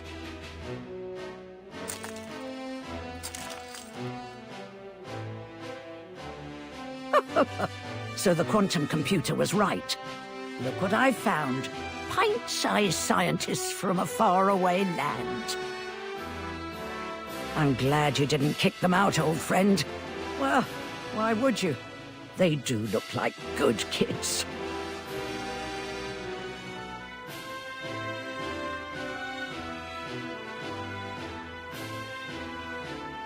The name's Xena, but call me Granny Xena. That's all you need to know for now.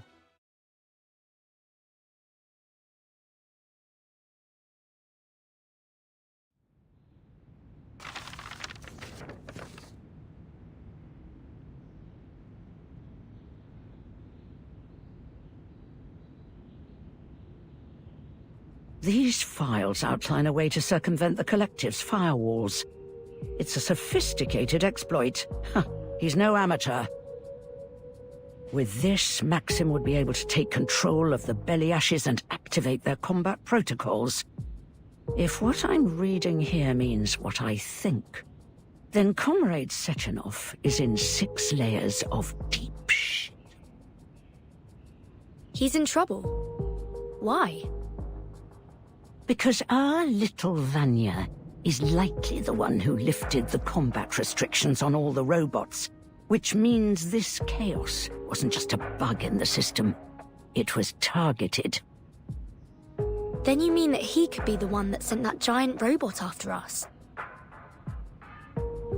I figured it would have been that P3 guy, or the twins. Taking in the preponderance of evidence, it's a good bet that Maxim is the one that orchestrated the robot's attack on the exhibition. It isn't just the robots. He's also got his hands on the schematics for Sechenov's thought device. Does that mean he might have tampered with them as well? It'd explain why the scientists up there are all going nuts. Do you think he intends to seize control of the entire Collective 2.0 network?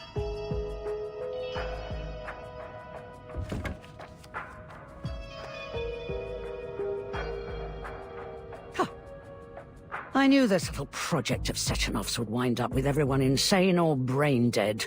Politician, scientist, journalist. No one is meant to have that kind of power. But it seems our Vanya already had a screw loose before he put on that thing. He could be plotting something far more dangerous. He was such a sweet boy. Why would he want to destroy this place? Whatever his reason, we can't let him get away with it. Our goal is clear. We must put a stop to him. That's easier said than done. We don't have an army, we don't even have weapons. How are we going to get to Maxim with a single shotgun between us? But I get the feeling you can help us with that, am I right? You're a smart kid. But what I've got probably still won't do much against an army of robots. Don't sweat it, Granny. That's where I come in. What are you planning?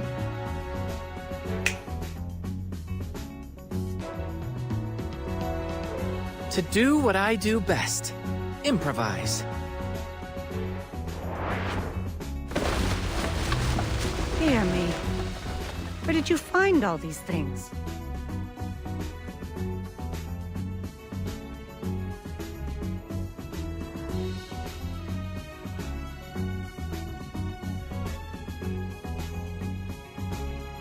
I collected them from the other rooms. Don't worry, we'll return whatever we don't need. You little gremlin. You'll return the rest, and help me clean up after this is over. Are you telling me you plan to upgrade my guns with this load of crap? I'll buy it. Now show me how.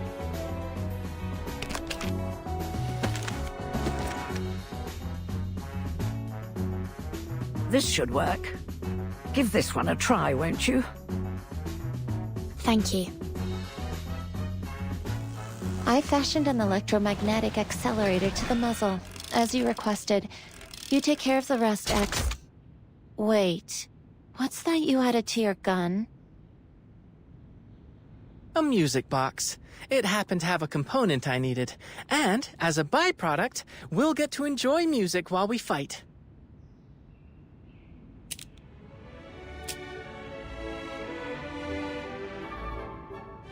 Why did you pick that song, of all things, boy? I didn't. It was already programmed into it. Why do you ask? Oh, it's nothing really. The melody reminds me of my daughter. Is everyone geared up? Armed to the teeth and ready to take out some robotic trash. Just please, keep the fight away from this place. Hold on. Maybe we should decide on a plan first. A plan?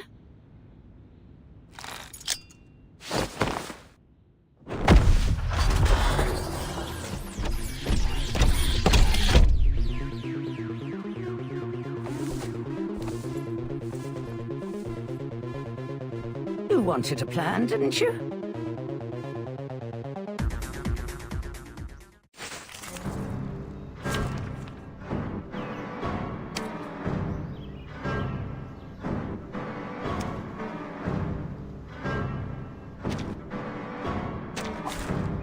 wishes are woven tonight.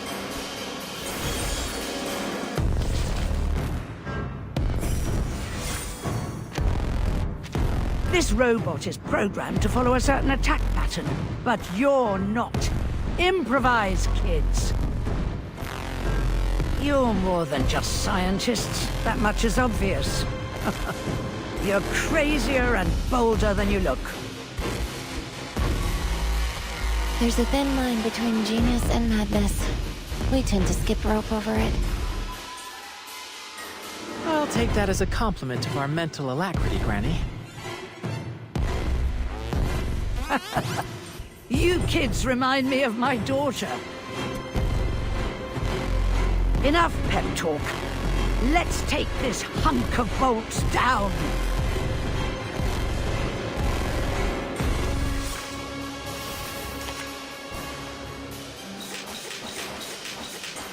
Energy levels rising.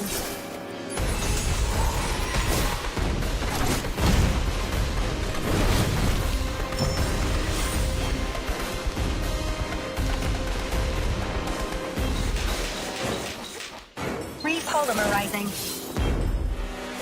One as pure as pearl.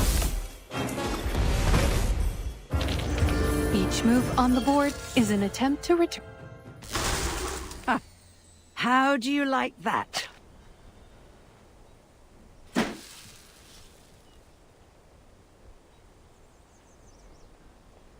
You're as wild as ever, old friend. We're safe for now. It should take a while before Maxim sends another of his murder bots after you. So, what's next? We find Maxim and stop him before more people get hurt. And ideally, we'll clear our names as well.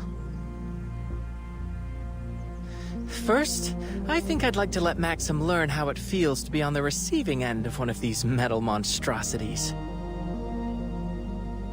Huh?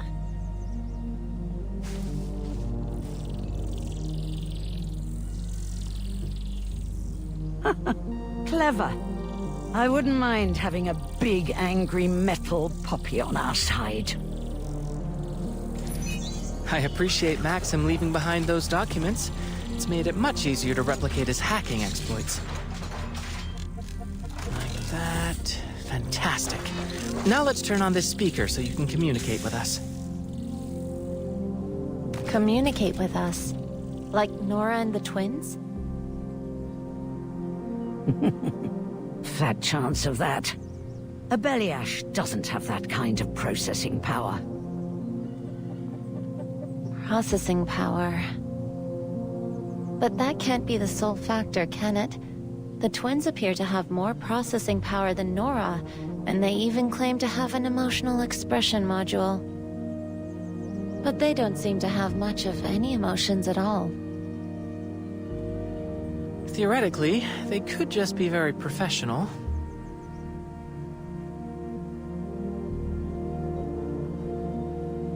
Never mind. Perhaps I'm just projecting my own biases. Who's to say what motivates a robot's heart?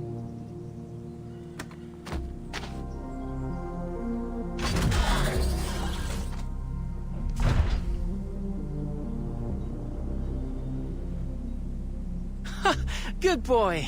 Come on over here, pup.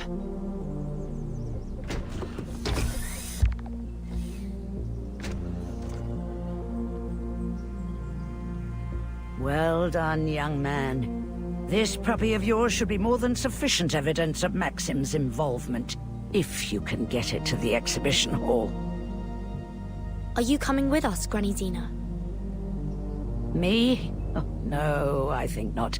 You kids are on your own from here. After a fight like that, I almost feel young again. Almost. But I'm not stupid enough to run towards trouble at my age.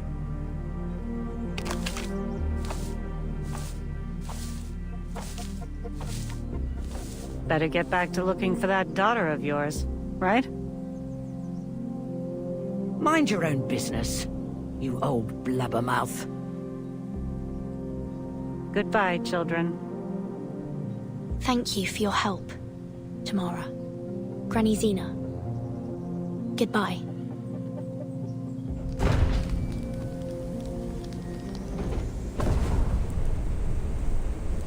Let's go, Pop.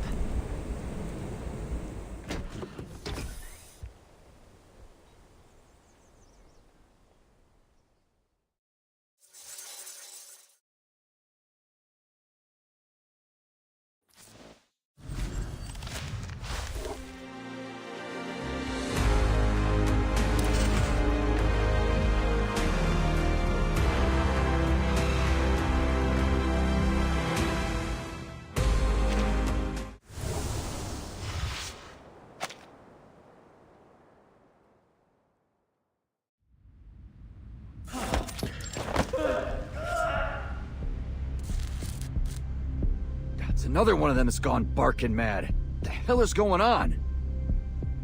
A little help here? Hold his legs down. Affirmative. Let me go! How many does that make so far? Based solely on our observations, this is the 7th individual to experience a serious psychiatric break. Crispy critters. Left. Are there any sedatives we can use on him? Think the repair vendor could synthesize some?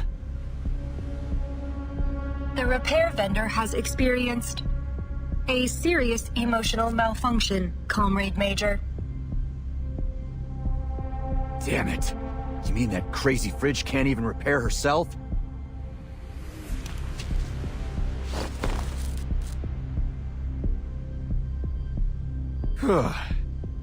At least we tied him down. Thanks, ladies. Wouldn't have expected these brainiacs to be so tough. It'd be easier if they were robots. All they need is a bullet to the head. Comrade Major, please be mindful of your choice of words. There are international experts present. We should not need to remind you of your mission. Avoiding a scandal by killing every possible witness could be an interpretation of our mission parameters. Can it, Glove? You know that's not what I meant. Situation's looking bleak, though. We've already got 7 of these lunatics, and there's no telling if or when the rest of this crowd are gonna join them. Plus, we still have to find those spy kids and figure out why that Belyash went rogue. Oh yeah. That reminds me. How'd your investigation pan out, right? I have cross-referenced our visitor logs with the official invitee list. Besides the supposed young doctors, there was another mismatched record, a journalist. What's that sound? Warning. Large heat signature detected. The hell? Identifying machine code MA9 Belyash. That the one that switched itself on?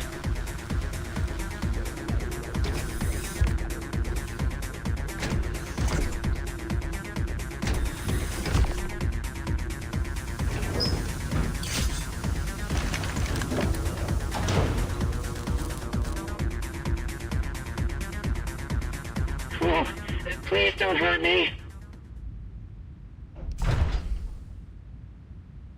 Please, listen. Huh?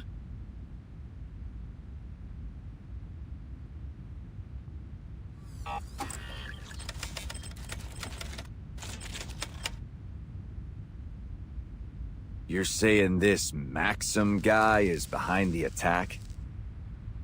That's right. The files we found in the access logs from the Belyash should prove it. What do you think about that, Glove? Allow me a moment, Major.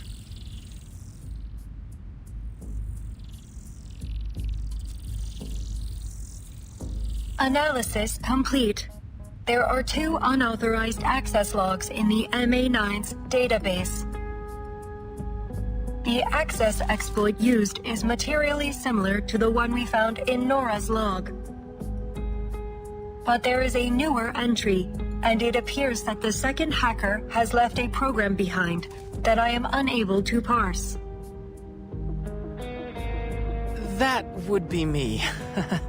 It's a patented and highly classified coding language. I'd advise against removing it for now. Otherwise, Maxim might regain control. Looky here.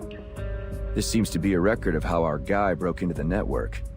Any clue if it's the same one they used to crack the database?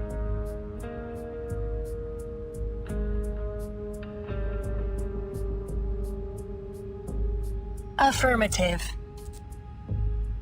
It is reasonable to conclude that Maxim is responsible for the malfunctions affecting Nora, the VOV-A6, and this MA9 Ballyash. And therefore, that he is also responsible for the wider attack on the exhibition hall. If our foreign friends are correct, that may only be part of his plans. According to these files, he may also have tampered with the thought devices. So what's he aiming at?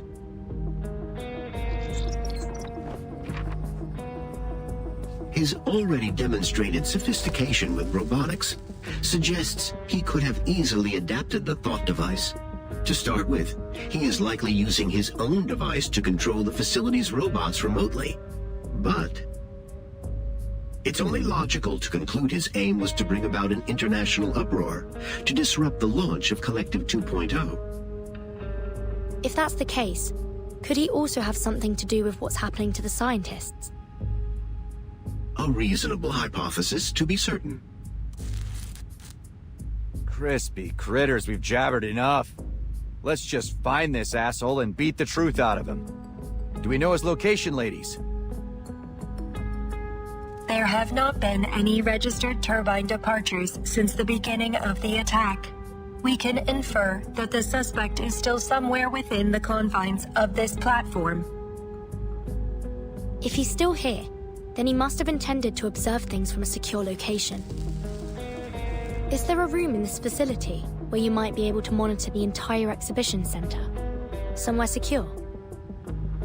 Excluding offline locations. Analyzing security and monitoring feasibility. Conclusion: the power control room.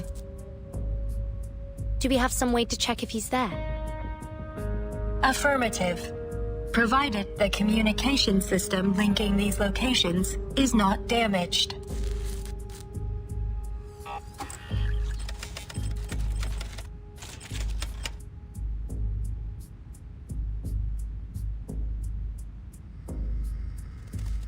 Are you there, Comrade Maxim?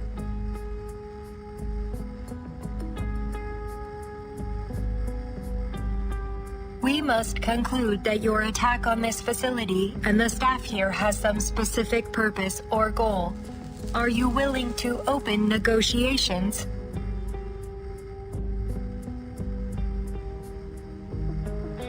No response. Maybe he's not home? Comrade, you should be warned that... Maxim, we've been to your hideout. We know you were there recently. We saw things from your childhood there. Your belongings, the toys you played with, even your family photos. A woman there, Tamara, told us your real name is Vanya. I recognize your voice. Dr. Verton, I presume. You're wasting your time, and you don't have a lot of that left. You're about to get what you deserve. Every single one of you drooling lackeys of that hack Sechenov. I'm not going anywhere. So if you're planning to kill me, do it. But it won't stop a damned thing.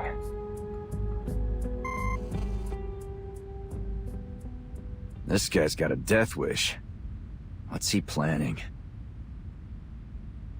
Whatever it is, he's made it clear where to find him. The power control room. Hey, Alexei! Stay with me, pal! Somebody, please! He needs help!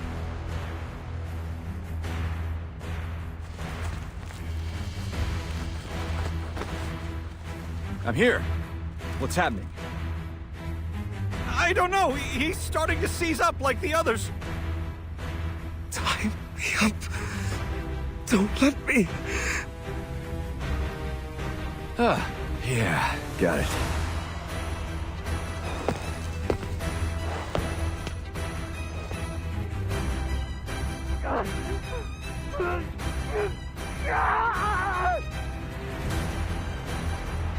Crispy critters. Can't wait to get my hands on that son of a bitch. Hold things down here for me, will you, ladies? I'm about to carve a warpath straight to him. Comrade Major, before he severed the connection, Maxim warned that killing him would not be sufficient to stop his plans. Perhaps further investigation is needed. And what's your big idea? Wait around until all these eggheads crack? It remains a matter of critical importance that we determine the nature of their neurological distress.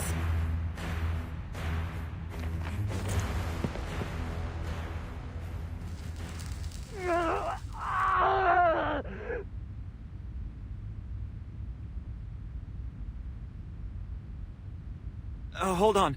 I think I have a theory. Go on. Alexei put on his device a little before I did.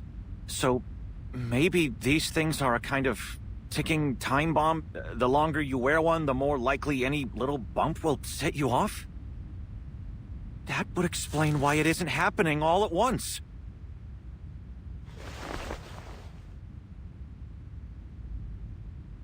But that means we're all in danger of going off without warning. That includes me.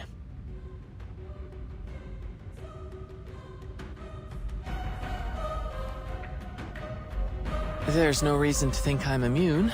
I polymerized myself and installed the device around the same time as they did.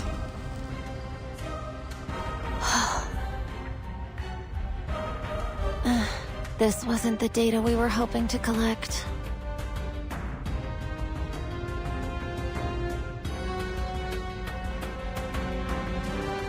I know you wanted a deeper understanding of this world, but why did you take such a massive risk?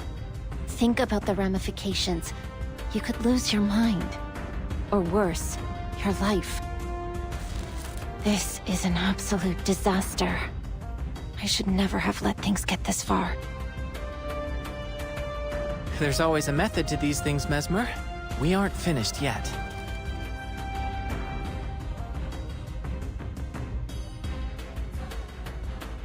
Progress requires risk. We've always believed that. As researchers, we discover truth through experimentation. Now, we have one critical piece of the puzzle, and the minds to crack it. Are you suggesting we try to dissect a thought device to pinpoint how it causes these psychotic breaks? Precisely.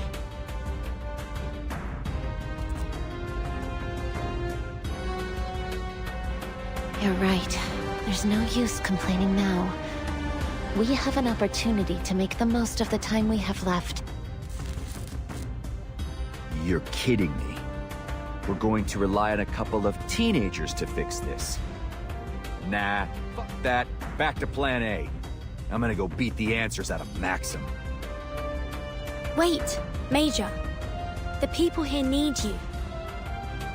Besides, he already made his intentions clear. He'll die before telling us anything. We have to solve this problem ourselves. What's more, it seems your companion is the only one here with any working knowledge of the thought device. We'll need his help. Someone still needs to get him before he causes more trouble. Then allow me to go. As a neutral party, I might have a better chance to negotiate with him. Are you insane? This is a life or death operation, kid. Not a field trip. I'm not about to let you walk out there and get torn apart by those robots. We will not let that happen, Comrade Major.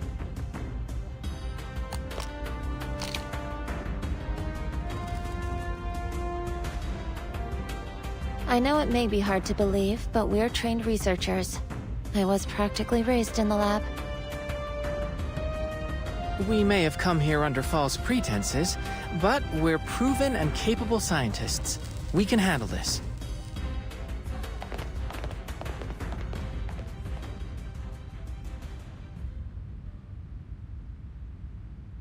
I guess that means the summit's back on.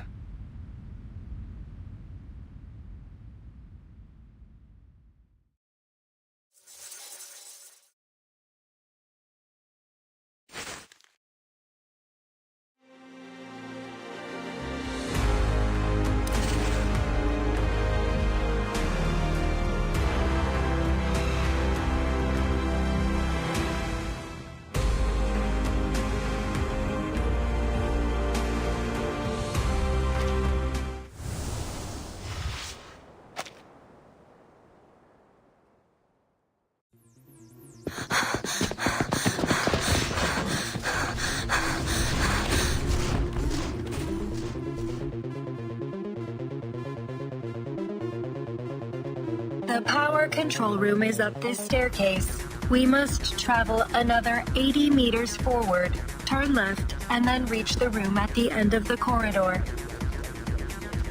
Our present speed may not be sufficient given the threat Maxim poses to the facility. Comrade, would you allow me to carry you? If that's what's needed.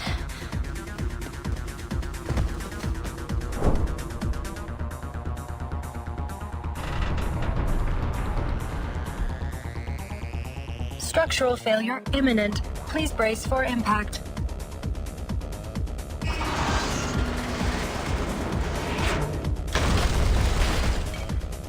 The sudden lockdown of that doorway is unlikely to have been accidental. Maxim may be aware of our approach.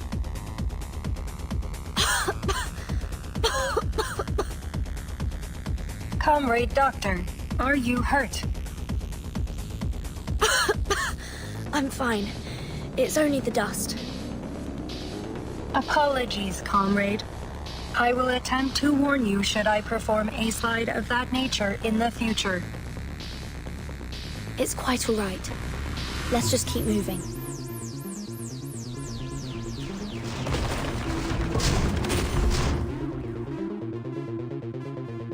Warning, large heat signature approaching from above.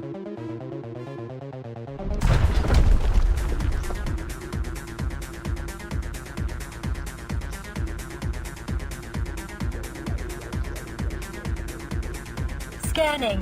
Heavy firepower detected. Another belly ash variant adapted by Maxim. Defensive matrices engaged.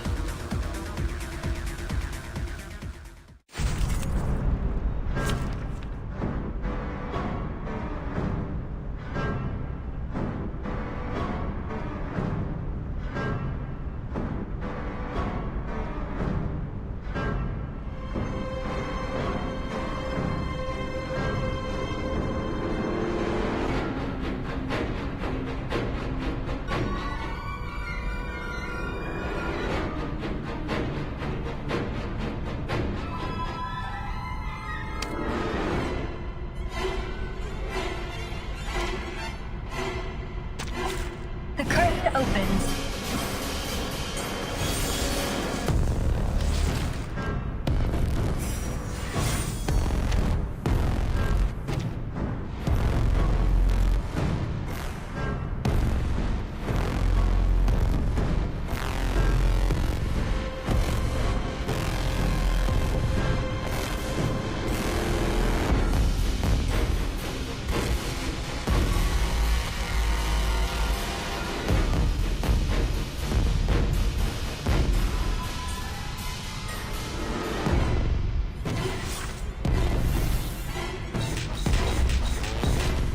Interacting with polymer.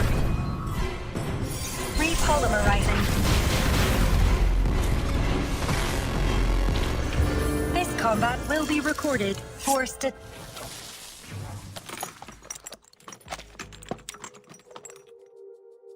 We have 2 unused thought devices to examine before we poke around in anyone's head.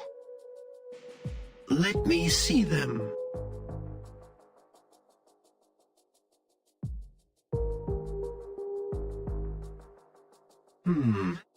This device appears to be around 3 grams heavier than its technical specifications. Go on then. Let's poke around inside. As you say, Major.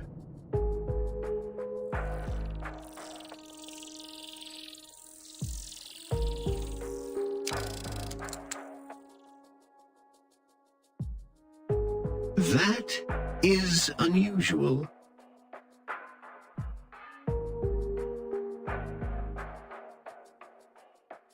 This residue shouldn't be here. I do believe we've discovered our smoking gun. So, what is it? See that? Something broke apart when we opened it up, spilling out this gunk. Allow me to conduct a quick analysis. It's a synthetic compound. A dissolving capsule made of polymer-soluble material with a biogel inside. Oh, I understand now. Understand what? Enough with the suspense. Simply put, I believe Maxim inserted a capsule of polymer-soluble material into these thought devices. Once it makes contact with the user's own polymer, the capsule begins to degrade, breaking with time or pressure, until it releases its contents directly into their bloodstream. Make it simple for me, Chuck. It's a poisonous time bomb. So, when it goes off, it shoots a crazy pill straight into their brains? We'll need to do further tests to determine its full effects, but it's possible that the toxin may ultimately be fatal. We don't have time for empty speculation, gentlemen. May I take a look?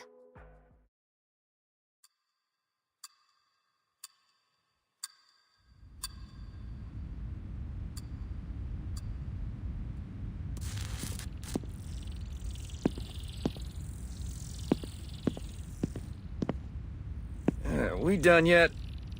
I'm getting a cramp standing like this. Almost.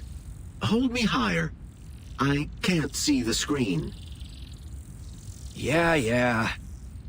What did I do to deserve this? I should be out there smashing heads. You are a vital asset to this operation, Major. I couldn't have done this without you. Oh, gee. You're gonna make me tear up, Charles. I think I've isolated the substance. Do you recognize this molecular structure, X? No. It could be that this molecular structure is unique to the science of this world. Maybe we can preserve a sample for study back at Laplace. You do understand your life may depend on this, don't you? Is there a chemist here? We're having trouble identifying this substance. I can help. I have a doctorate in medicinal biochemistry. You did seem to be an expert in intoxicants. Have you sobered up yet? Call me a drunk if you like, but I'm a drunk that got invited to this international summit. Now show me the damned report. I thought you said you were scientists. This one was almost trivial. Even a high schooler could identify it. Oh, but this is a tricky one. Its structure looks similar to adamantane. It's a novel kind of synthetic neurotoxin. Quite brilliant, in fact. Maxim could have gotten a patent certificate from the Discovery and Invention Committee. Focus, please. You're all in serious danger.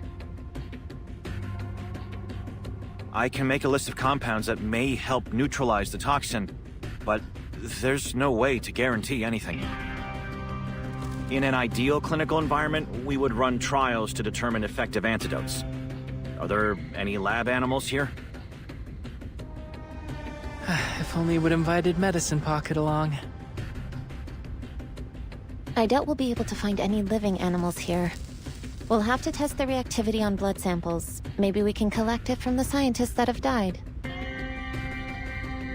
I would advise against that.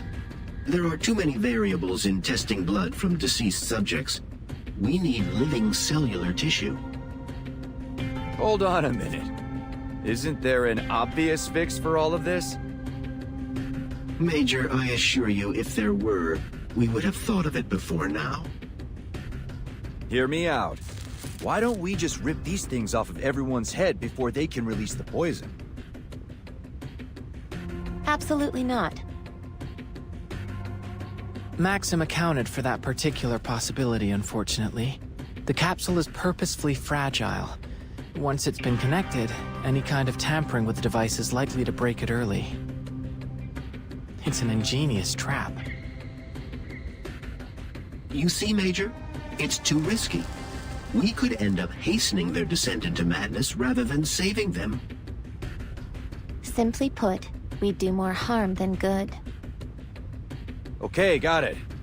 Just figured I'd make sure we weren't missing the obvious. Now what? Do we just hope no one dies between now and whenever we can round up some guinea pigs? Actually, Major, you might just have inspired me. In absentia of any cavia porcellus, we do have the next best thing.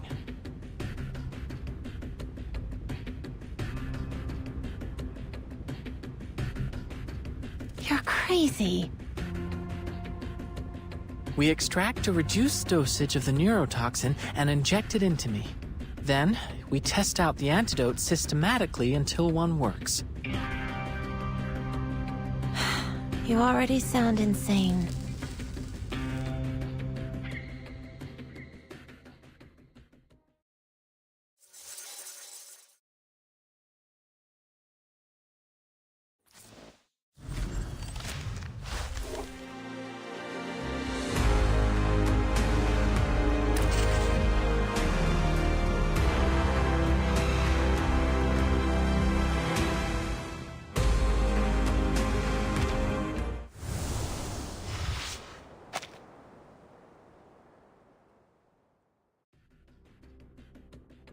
Gutsy move, but are you sure about this kid? Besides, how do we know your device hasn't already triggered? If we inject more of that stuff into you, even an antidote might not be enough. It's the best solution I can see. Given I only became polymerized earlier today, I should be especially sensitive to a polymer-based poison. My reaction will be easiest to observe in small, controlled doses. It's what Madame Lucy would do. No, it isn't. She would never approve of such an irresponsible act of self-sacrifice. Nor will I. Let's just hope that Vertin can convince Maxim to give up an antidote. I won't allow you to gamble your life on this while there is still a chance to find the solution another way.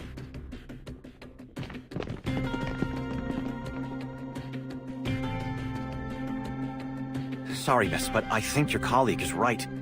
Dangerous as his plan is, we don't have time to wait. Every minute that passes, more of us could be exposed. This is exactly what I was afraid of, X. Your irresponsible nature is practically infectious. You just had to drag this whole world down with that special brand of arcanist madness. Hold on, Mesmer. I didn't set off this chain of events. Call me a mad scientist if you like, but I don't deserve the blame for what's happening here. I don't care who's to blame. I still won't let you do this to yourself. This isn't the time to argue, kids. Maybe you're infecting me with arcane madness, or maybe the poison already got to my head. Doesn't matter. I'll do it. I'll be your guinea pig. Besides, I've put myself through regular trials of intoxication for most of my life. What's another neurotoxin? That's not the point. No, it's not. The point is that I'm not letting a kid put himself on the line on my account. My vision's starting to get blurry. Good bet I'm already exposed, so let's get on with it.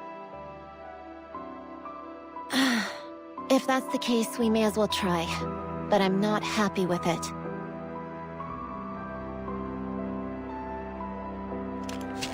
All right, nice and tight.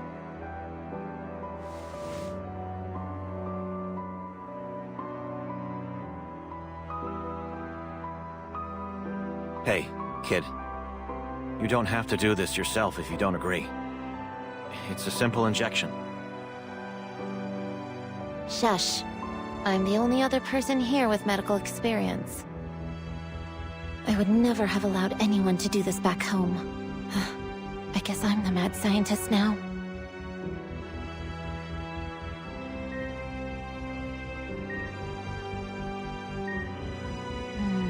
Your body temperature is rising, likely a reaction to the toxin or the antidote. How do you feel? My limbs are numb, and my eyes are losing focus. Feels like I'm staring up at the northern lights. First antidote not working. We'll observe you over the next 5 minutes and then try the next one. Mesmer? What now? We're doing what you wanted, aren't we? Just leave me to my work.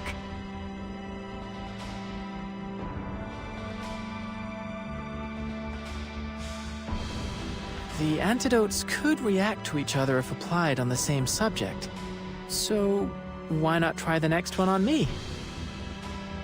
It's about time. I'm beginning to experience symptoms. Diplopia, nausea, the works.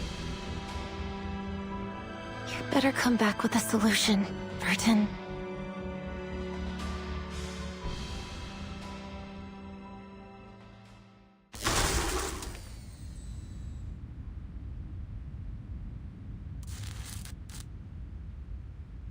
Combat concluded. No signs of injury or damage. We should return to our mission, comrades.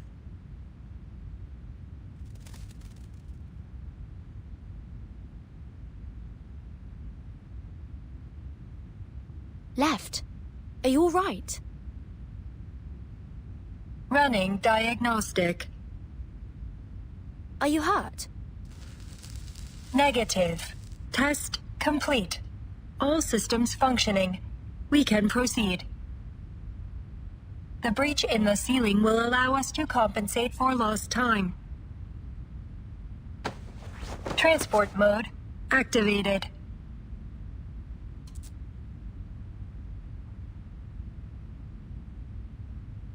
Again, please brace for impact.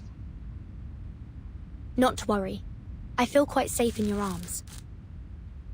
I am pleased to hear that, Comrade Doctor.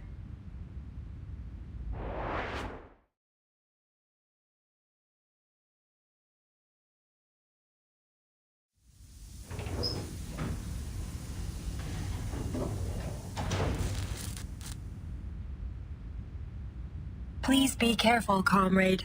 We advise you to stay outside of the room until it is secured. That must be why Sechenov always preferred the company of robots. Always ready to sacrifice themselves for the good of humanity.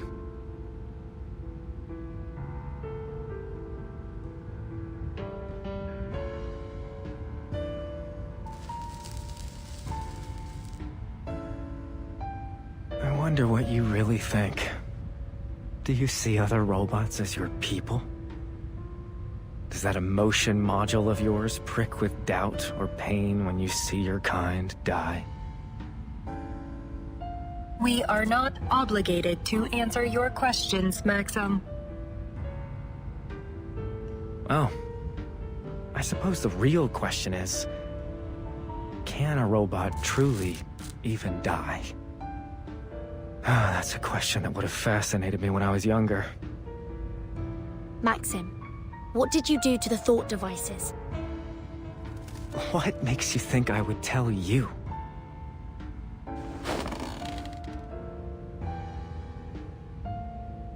I'm not from here. I don't know what Collective 2.0 means to you or to this country. I just want to understand. You expressed concerns about it before. Maybe you think the world would be better off without it. I don't know. But what I do know is that what you've done here is wrong. Whatever the intention was, it wasn't worth killing innocent people. Whatever the intention. You're more right than you know, young lady.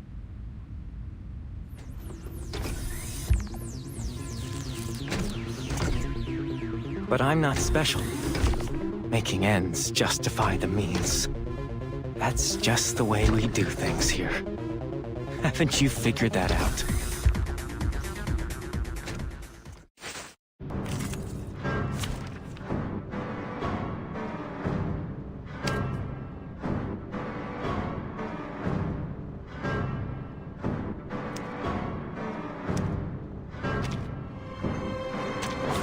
The curtain opens.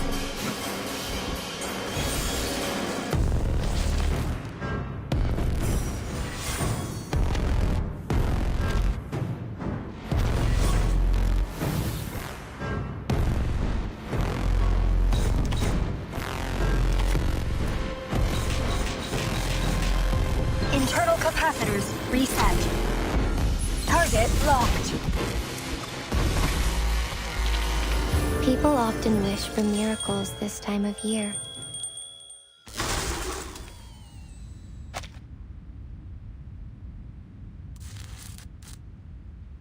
Target down. Area secured.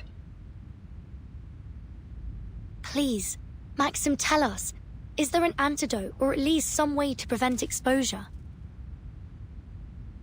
Is that your best effort? The Argentum unit would have at least brought truth serum. If you were trying to stop Collective 2.0 from launching, you already succeeded. There's no way they'll release it on schedule after everything that happened here. Do more people really need to die just to make this a bigger scandal?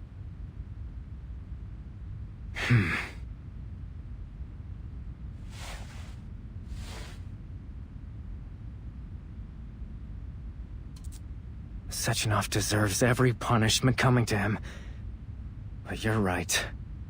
I never wanted people to suffer in vain.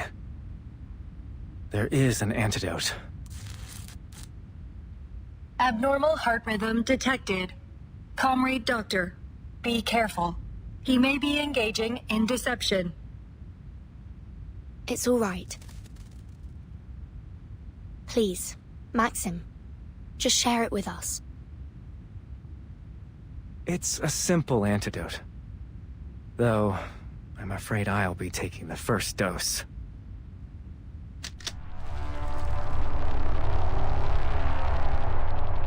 One shot of lead to end the suffering of a hopeless man in this hopeless country!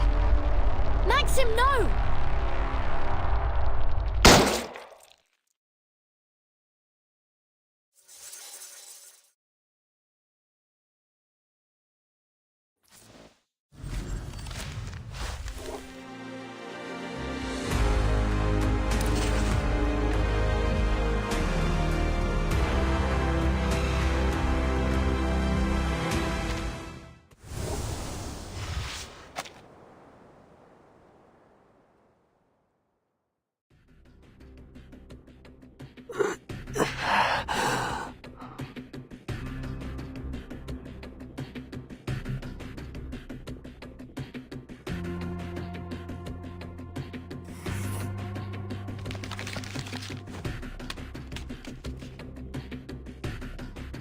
Atropine, vinactazine, pralidoxime. We've almost tried everything. Maybe obidoxime? We'd have to be extremely careful with the dose. It worked! We found it!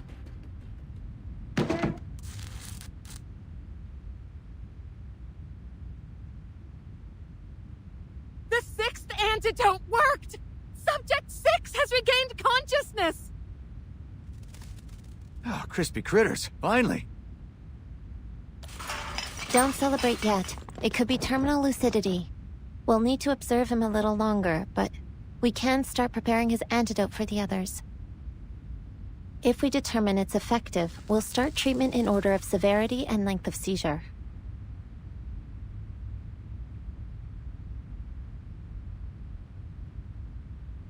Phew. That's an immediate amelioration of symptoms. I think we've found our winner. It's strange. I can almost feel the polymer reacting inside me. It's possible that you're more sensitive to the treatment, just like you predicted. I think you may have saved my life, Mesmer. Just don't ever make me have to do this for you again. No more random injections. Got it? That's asking a lot for a Laplace researcher, don't you think? This isn't Laplace. You really can be insufferable sometimes. What happened to the power? Is anyone using a respirator? Get them on a backup immediately. It's not the power. Everything's still running.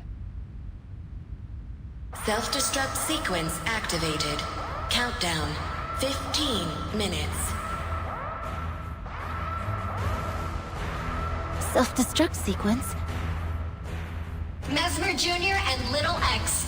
Mesmer Jr. and Little X. Your parent is waiting for you at the power control room. Repeat. Your parent is waiting for you at the power control room.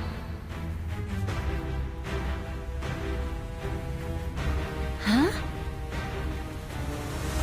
That has to be Vertin. She might be in trouble. I guess we'll have to go find our parent.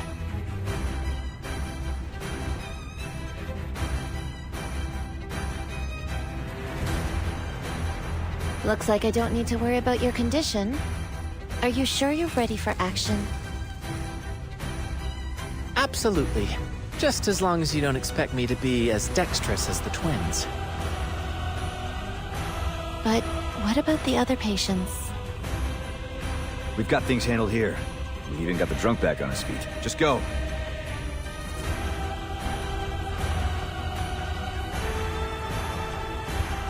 Tereshkova has sent out a broadcast to your colleagues. A large number of Maxim's robots appear to be leaving their patrol routes. Given the circumstances, any attempt at evacuation will be a significant risk. Should we proceed? We have to do whatever we can to preserve lives. Understood. I will attempt to locate suitable vehicles within the facility. Comrade Doctor, your friends will arrive in 3, 2, 1.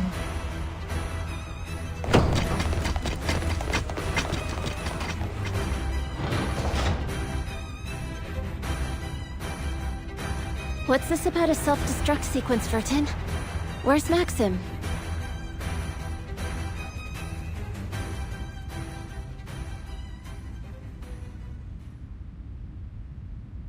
I couldn't stop him.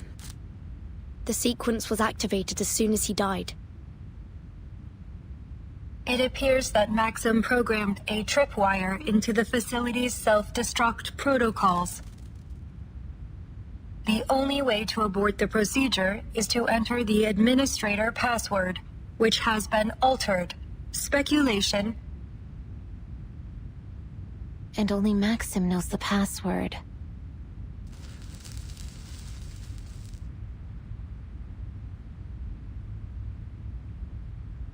I may be able to use artificial somnambulism to extract information from his dying brain matter, but there is a complication.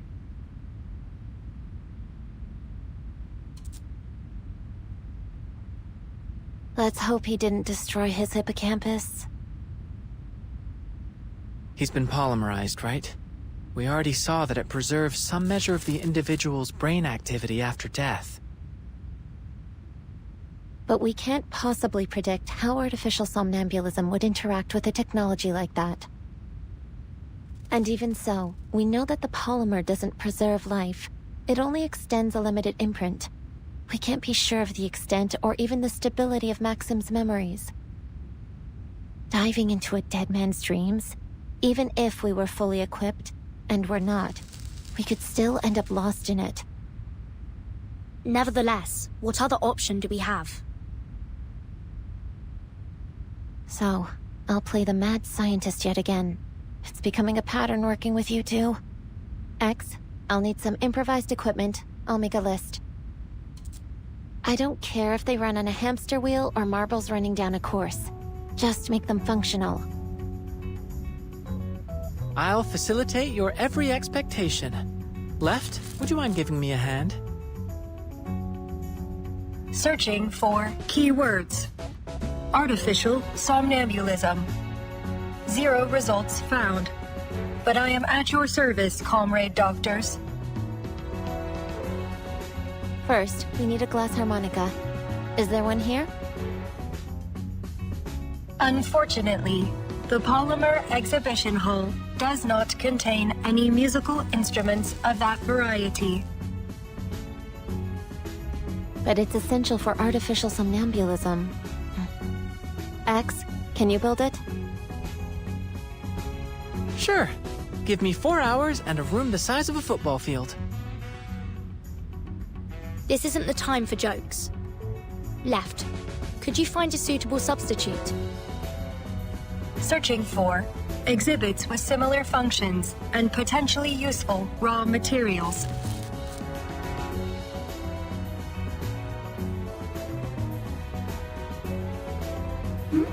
Sounds like you could use a little assistance. I can make you a glass harmonica, just so long as you give me what I need. Nora, I thought you were out of commission. Truth be told, I've been trying to get out of this place since the self-destruct sequence started, but I'm trapped here, alone and unloved. If only some handsome hero were around to carry me to safety. But since I don't want to die surrounded by a bunch of brats, how about you help a girl out and feed me? We'll need as much glass as we can find.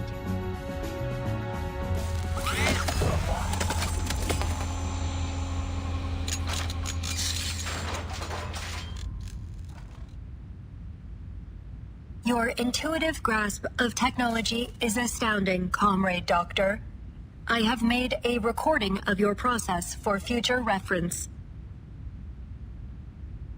I know I said you could make it any way you like, but will this thing really work?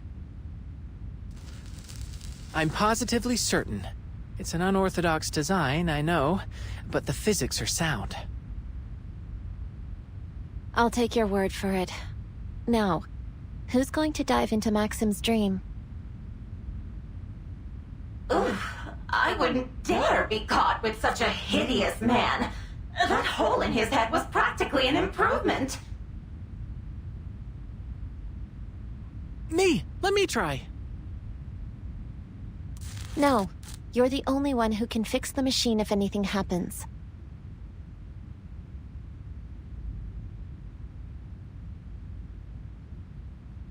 I'll go. I have experience stream diving. You may require the assistance of someone familiar with polymer-based technology. With your permission, I will accompany you, comrade. It should be possible to send you both. I've created an interface on the device that Left can plug into directly. I suggest against it. We can't afford to lose both of you. Your concern is noted, Miss Mesmer. But the risks are greater if either of us goes alone. I'm going to need a long vacation after this. Vertin, put the helmet on. Left, plug in. There may be a brief tingling sensation, but don't panic. It won't last. A tingling? Yes, one of the side effects of artificial somnambulism. Understood. Ready to connect. We trust you, Mesmer Jr. X. Appreciate it, Vertin. I'll fortify the room as best as I can. We should be able to hold out for now. All right. I'll guide you in.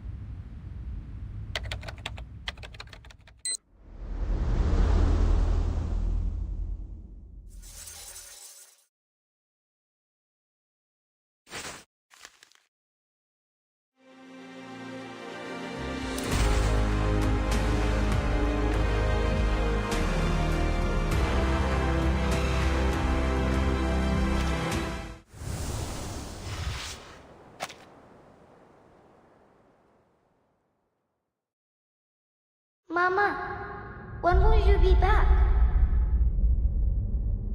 Before you know it, Vanya. Will I see you tomorrow? Mama? Mama?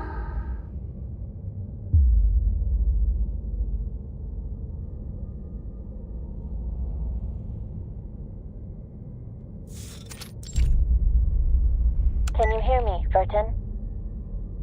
As I feared, the dream is unstable. There's abnormal data mixed in with Maxim's fading memories. I presume it's coming from the polymer.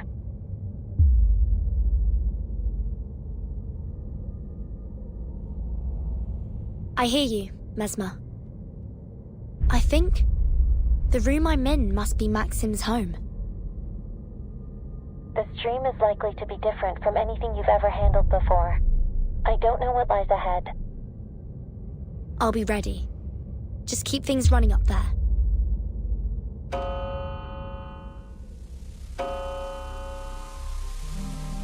Hurry up, Vanya.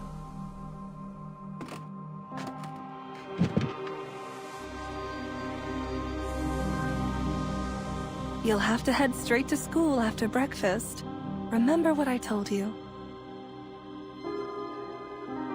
Wash your hands, keep your mask on, and apply disinfectant as soon as you get home. That's right!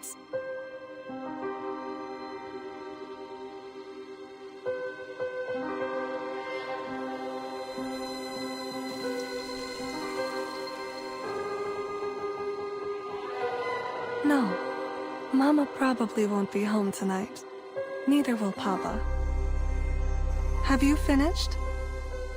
Off to school, then. Let the teachers know right away if you feel ill. Understood?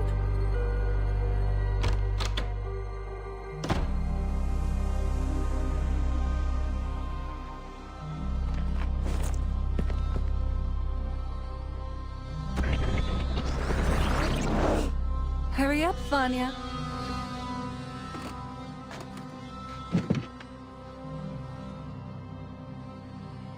Wash your hands, keep your mask on, and apply disinfectant. This subliminal space bears notable similarities to Limbo.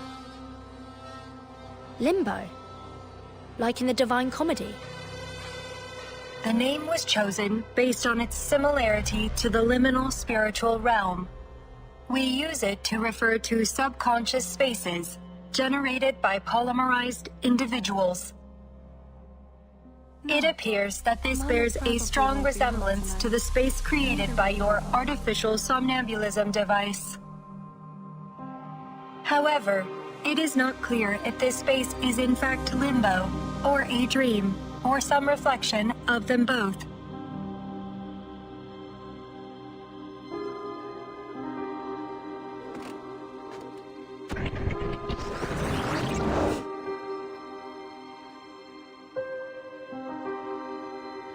We're on a deadline, remember? We need to induce Maxim to recall his password.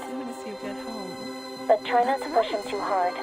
There's no telling what additional stress might do to the dream state. We're already operating in the margins. Maybe start by collecting clues from the surroundings. This moment must be from Maxim's childhood.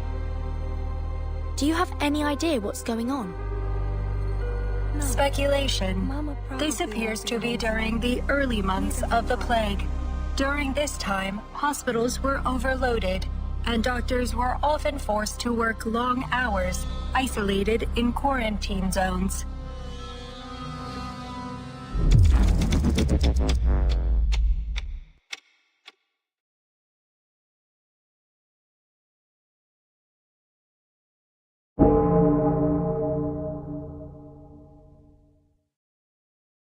Do you hear that? They are announcing funerals, Comrade Doctor.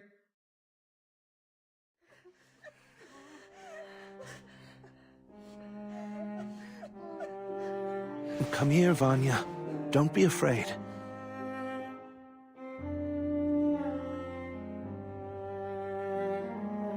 That must be Maxim's father. Your mama is fine. I got a call from her earlier. She's just too busy to come home. You know, your mama is very brave. She is doing a great service for us all. Someone must go to the hospitals and take care of all the sick. I know you miss her. So do I. But there are others that need her more than we do now.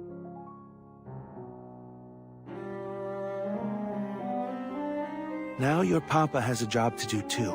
So you must stay here and take good care of yourself until we get back. Don't worry about me, son. I'll send our little robot round to say hi whenever I can.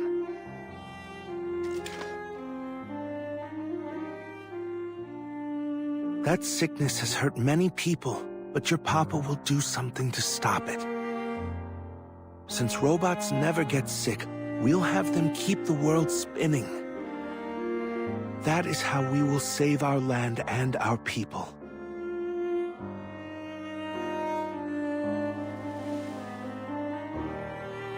Promise me, you'll take good care of yourself, Vanya. The number of deaths had already exceeded 20 million at this point. Soviet society was on the verge of collapse. And the death toll continued to rise until Dr. Sechenov helped to invent the redemption vaccine using his polymer.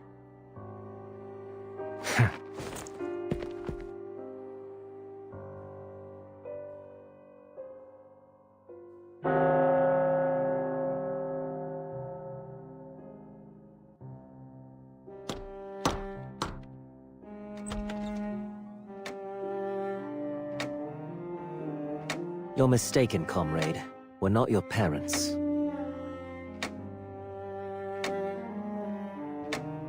Listen, son. Can you gather up your family's papers? Then you'll need to come with us. Your parents... they...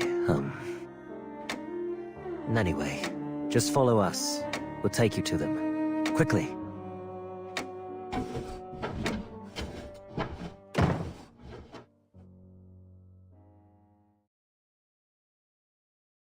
I think that might be all that's left of his memories.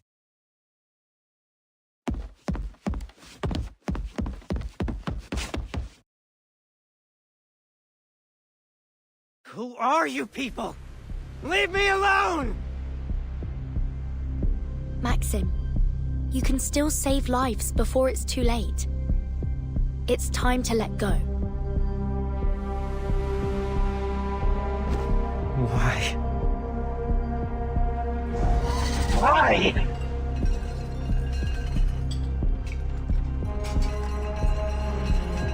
The day I left with those men, I saw my neighbor hugging her mother. She was back from the hospital. I remember they had a robot carrying her suitcases. One just like my father made. She survived. She didn't leave her child alone. Why me? Why my family? It isn't right! My mother had saved her! My father made the robots that took care of them. But they didn't get to come home. They left me alone. And all I had to remember them were the tattered medals the government gave me on their behalf. I never learned where they were buried. They could be lying in some unknown, unmarked pit. Or buried away ass! I know all too well how painful it can be to accept your loved one's sacrifice. But we have a responsibility to ensure their deaths were not in vain.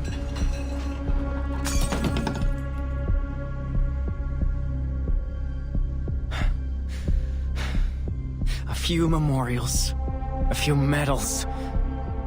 Then things changed. People stopped remembering. They started saying that it was the collective that saved them. That's right. The collective.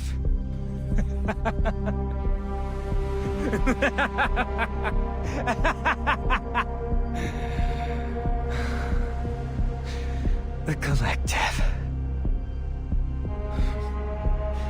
What a glorious, heartwarming name. It brings to mind all of those soldiers marching in lockstep in the celebratory parades. Thud, thud, thud.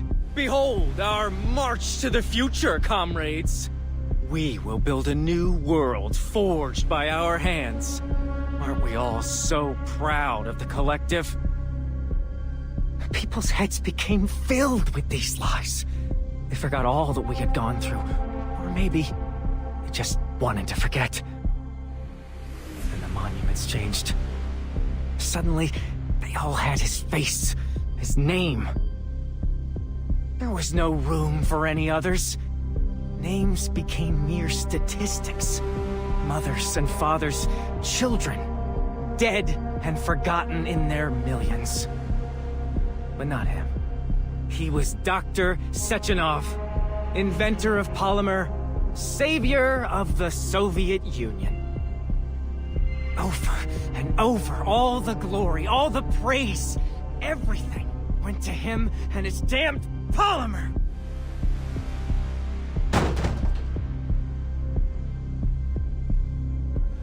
How can that be? Why does he live when they had to die? How can we go blindly into this world he created? Our graves were just stepping stones on his march of progress. Men like Sechenov only look forward to their bright and limitless future. To them, the sooner the dead are forgotten, the better. That isn't true, Maxim. Of course, the ones that survived should mourn and honor those they lost. But we also have to move on. Not to forget, but to build again. You let yourself be trapped in the shadow of your loss, but I know your parents wouldn't have wanted that for you. Don't tell me what they think!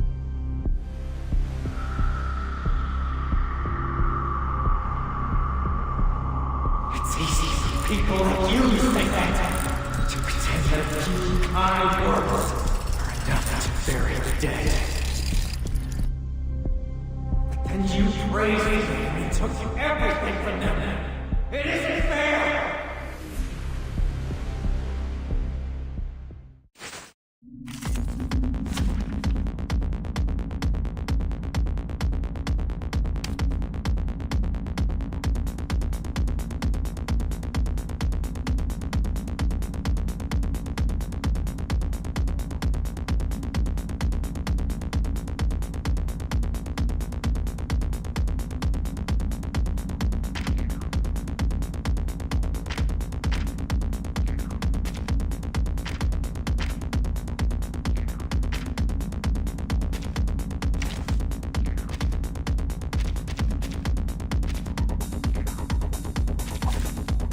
Opens.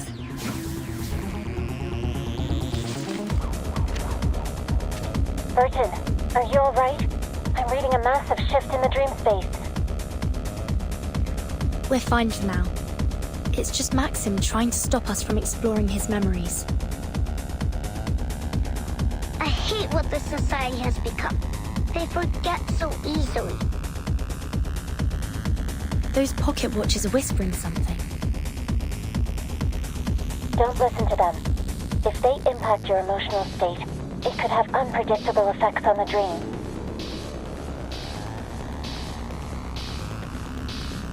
Magnetic field deployed. Polymer release function engaged.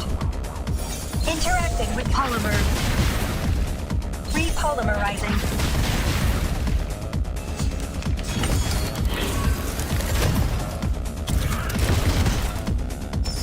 They deserve to feel all the pain they tried to bury.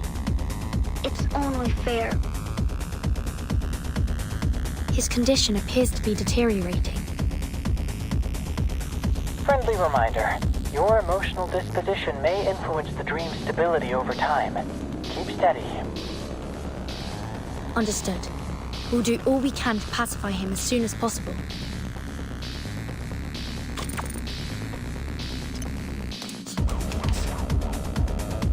Overclock restriction activating. Autopolymer circulation. Time for the curtain call.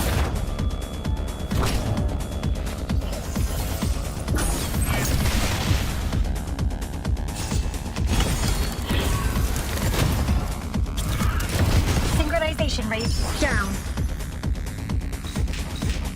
Interacting with polymer. Repolymerizing. Interacting with polymer.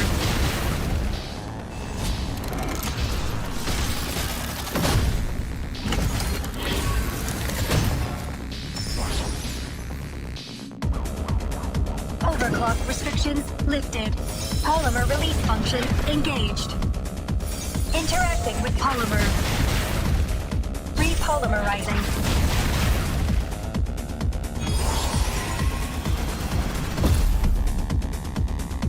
Polymer release function engaged. Brace for impact. Synchronization rate down. My attacks have been nullified. Maxim's threat level has increased. For your safety, please stay close, Comrade Doctor.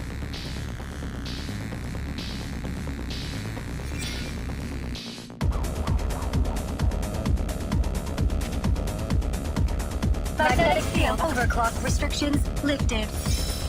Repolymerizing. Polymer release function engaged. Repolymerizing. Polymer release function engaged. Quiet. Synchronization rate down. The data's coming faster than we can process it. The machine won't be able to handle this much stress for long. We need more processing power. Please allow me to help, Comrade Doctor. Searching for computational power call protocols. Search complete. Initiating protocols. Protocols executed.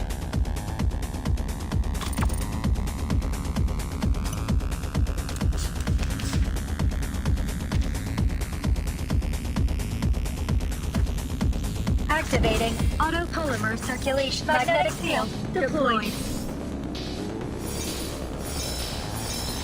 Time for the curtain call.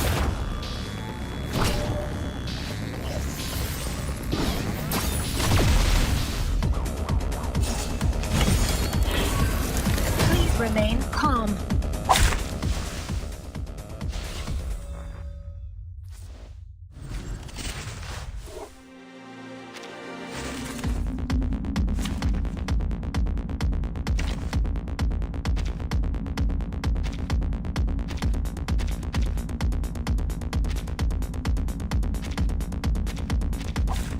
Our wishes are woven tonight.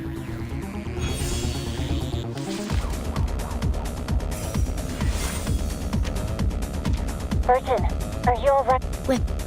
Those don't. Cherished, No. Magnetic field. His dance has not. even the most mournful spirit will come. Join the celebration. Is this truly what we've been searching for? Until it slips free from the grip of eternity. Look, Polymer release function engaged. Repolymerizing. Polymer release function engaged.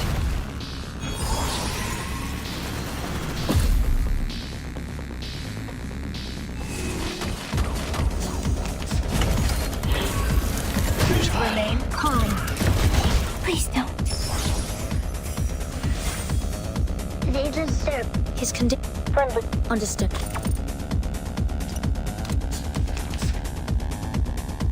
Magnetic field deployed. No, he. Cherish the gifts of tonight.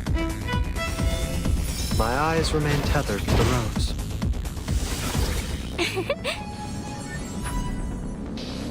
Goodbye. Hear their wailing carol. Please, listen. Time for the curtain call.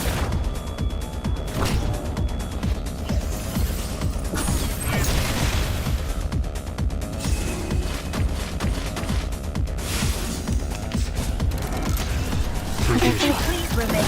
Please don't. Brace for impact.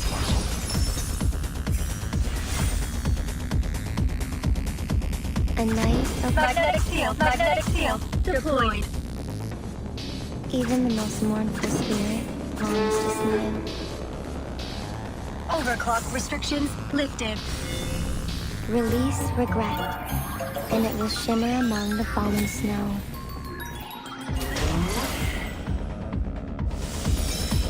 In the embrace of the silvery white, fading.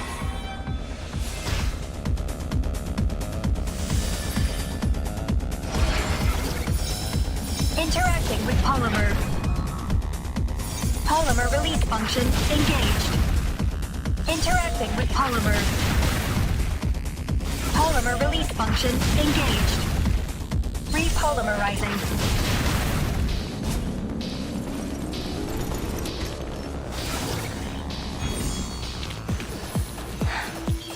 Yes.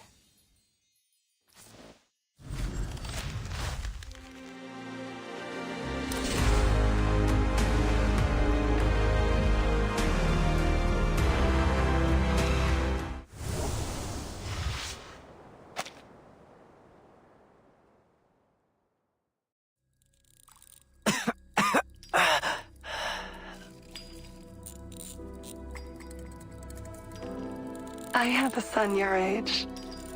Maybe you two can play together when you're feeling better. No.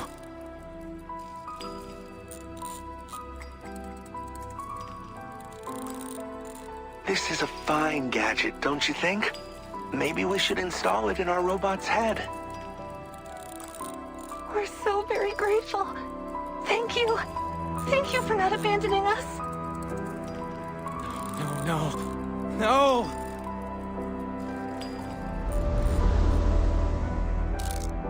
Papa? Mama? Vanya, has our country survived? Yes, Mama.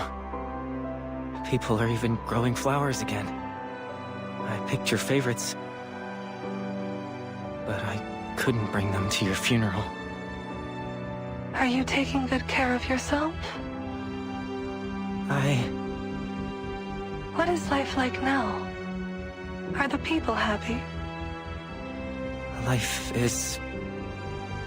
I wish I could see all the latest technology. What can robots do now?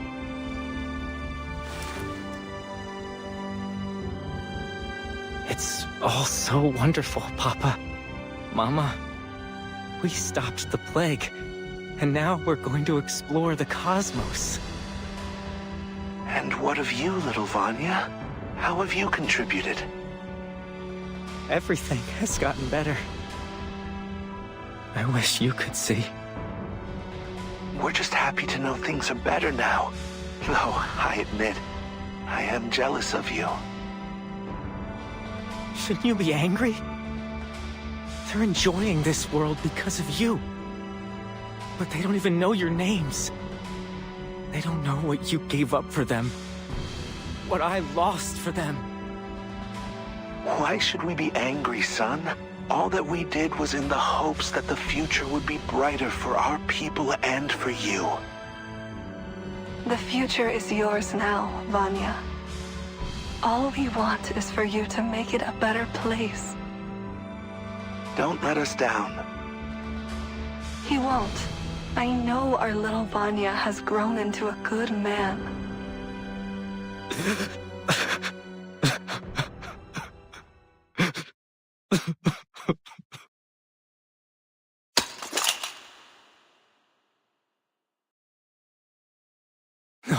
No. Mama, Papa, don't go. They have to go, Maxim. That's just the way of things. But you can choose to let them inspire you instead of dragging you into despair. Don't push too hard, Vertin. He needs time to process things.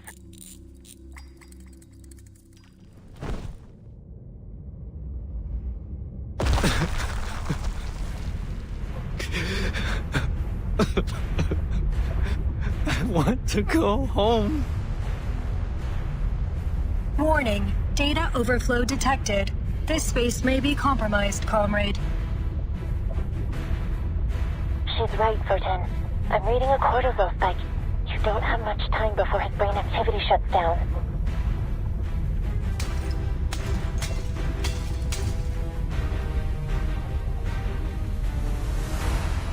I need to go home. His dream state might collapse at any moment. You need to get out of there. Not without the password. Is there anything else we can do? Absolutely not. Your safety is top priority. Find somewhere secure now. I'm dragging you out. Wait, that fluid must be polymer. It might still have an imprint of his memories. It's our last chance.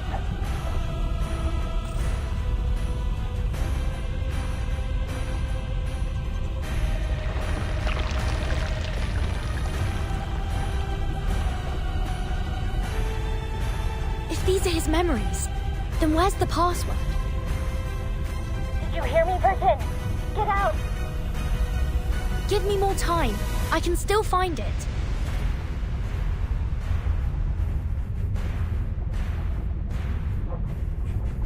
Comrade Doctor, you must leave.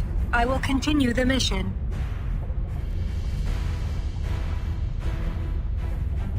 What do you mean? How?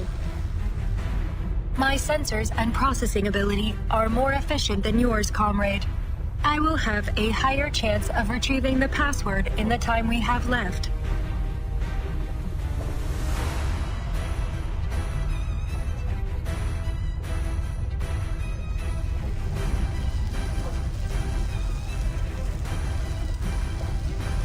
Confirming Vertin's status. Operable. Disconnect. Wait! Hold on! No!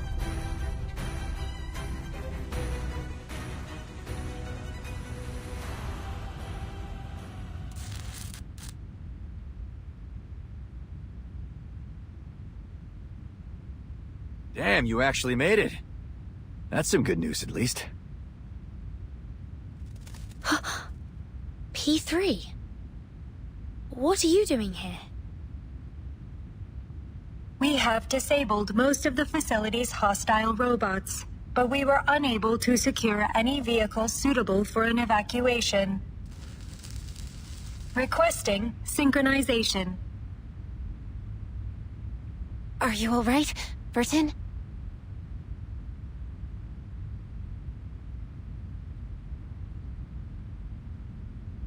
I'm alright, Mesmer. But Left is still inside. Before I got out, she...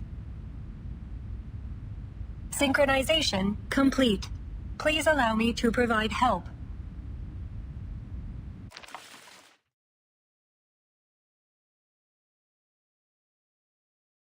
Warning. Data overflow. Left? Right? What are they doing? I believe this is their method of sharing computational power. Though the ballet aesthetic only serves as a personal affectation of the designer.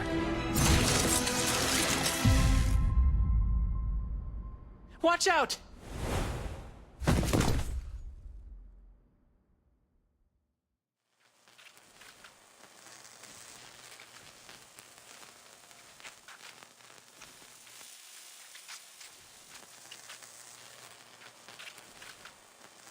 Password and antidote composition secured.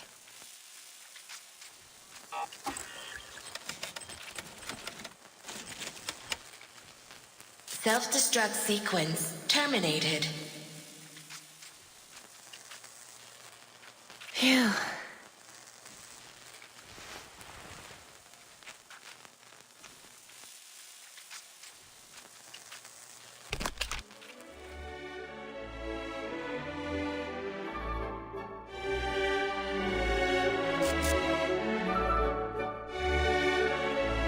What is it? Are you alright? That song. My emotion module is experiencing a reaction to it. However, I am unable to discern the programming that explains this reaction. Has my programming been corrupted, or do I remember it from somewhere?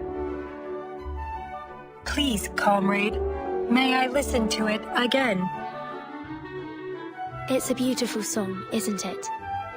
I suppose even a robot might find it touching. Touching, yes. Added to database. Something's irked me this entire time. If the twins were able to access artificial somnambulism, that must mean they have a consciousness. Perhaps they can even dream. Were we still within your artificial somnambulism?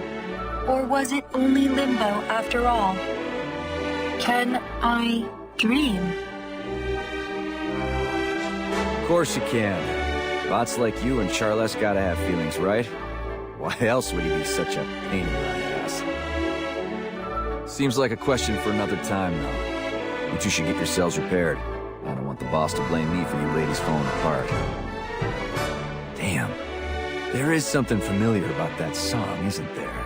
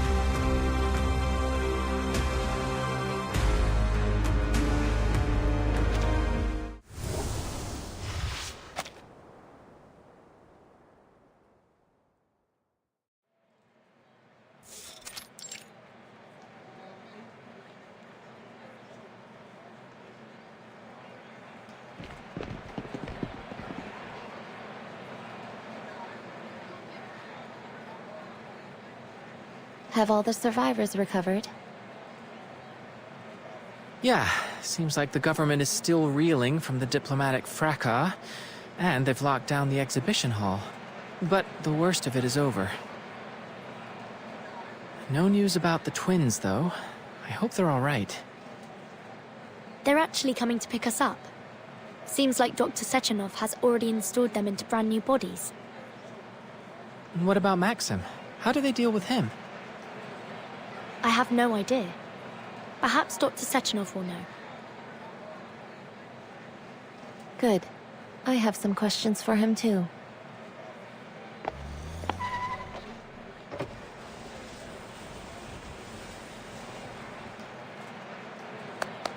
If it isn't our young scientists. What a pleasure to get a chance to see you once again. If only I had time to sit and chat. It's good to see you as well, Dr. Sechenov. I am dreadfully sorry to have dragged you into all this, comrades. Yet I must commend you on your heroic efforts during this crisis. You saved many lives, and for that I am grateful. Would you allow me the honor of shaking your hands?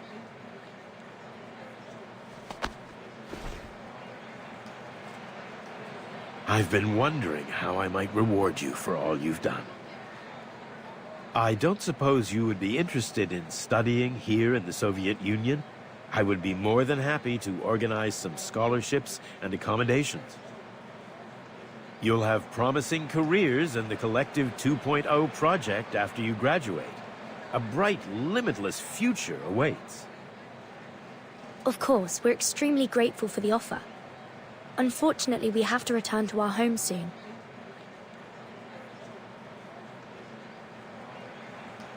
Dr. Sechenov, I must be frank. We're deeply concerned about the safety of Collective 2.0 after these events. Are you really going to proceed with the launch?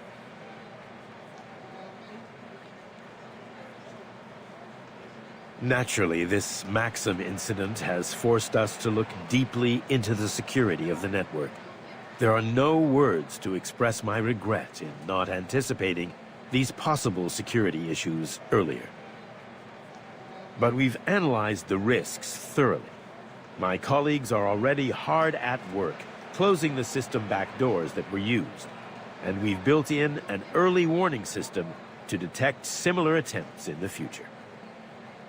I'm entirely confident that these measures will allow Collective 2.0 to launch without any further risk. But we cannot step back from the march of progress. The potential benefits to our people and our nation's development demand we press onwards.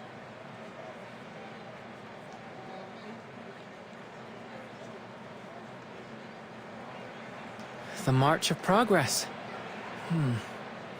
I admit, it will be a revolutionary paradigm shift, if it works.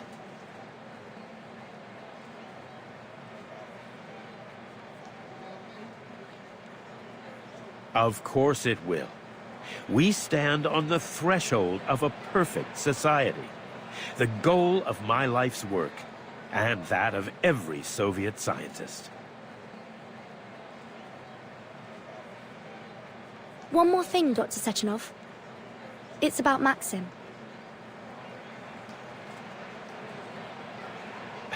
His body has been taken care of. As for the loose ends, we're still discussing the matter internally. I hope to find a resolution that satisfies everyone. The question remains how he accomplished this attack. Someone must have backed his play for their own purposes, and I suspect I know who. Molotov and I have always had differences. Oh, my apologies. It's nothing to trouble you with. Please enjoy the celebration. You must excuse me for not accompanying you further, but I'm sure you understand I have a busy schedule ahead. We appreciate your hospitality. Goodbye, Dr. Sechenov. Goodbye, young scientists. I look forward to hearing about your future achievements.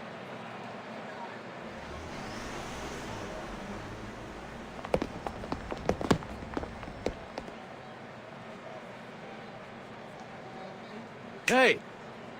Over here! Huh?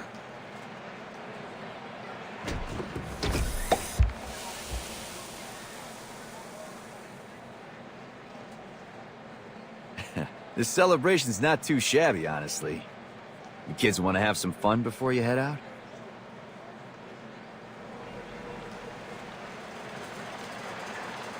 Three sodas, please. If I've got the memo right, the boss is gonna give a big speech before the launch.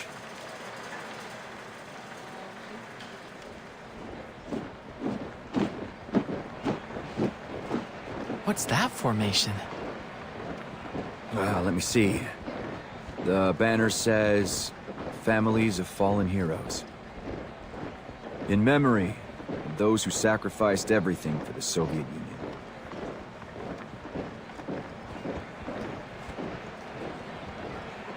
The sacrifices of one generation fuel the achievements of the next. Even if it takes many generations to get there, those dreams may still come true. You gotta put that on a plaque, kid. Come on, don't be so serious. Let's have a little music to lighten the mood. What do you say? Sounds good to me.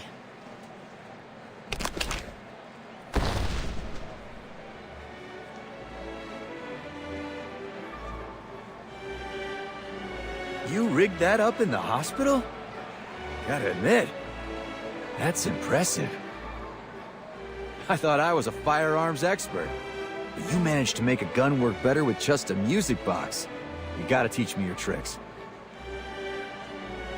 Well, it's kind of a patented technique.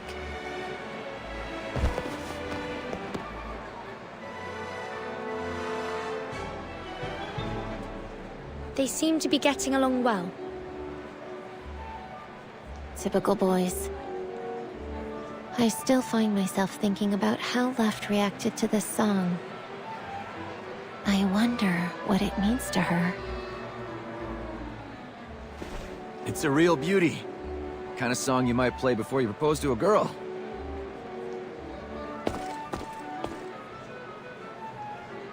What's it called? That would be Waltz of the Flowers, Major. Yeah. Figures it'd be something like that. Can't shake the feeling I've heard it somewhere. No clue where, though. It is a popular song. I wouldn't be surprised if you had heard it before. Nah, it's more than that. It's sticking to me. Like it meant something to me before I lost my memory. Maybe I really did propose to someone with that song. I can only imagine they chose the song then.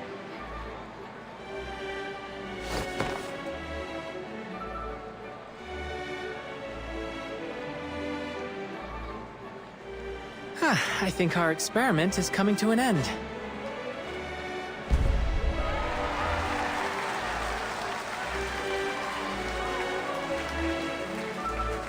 Mama, it's my balloon! Which one? I don't know which one, but where are they going? To the future.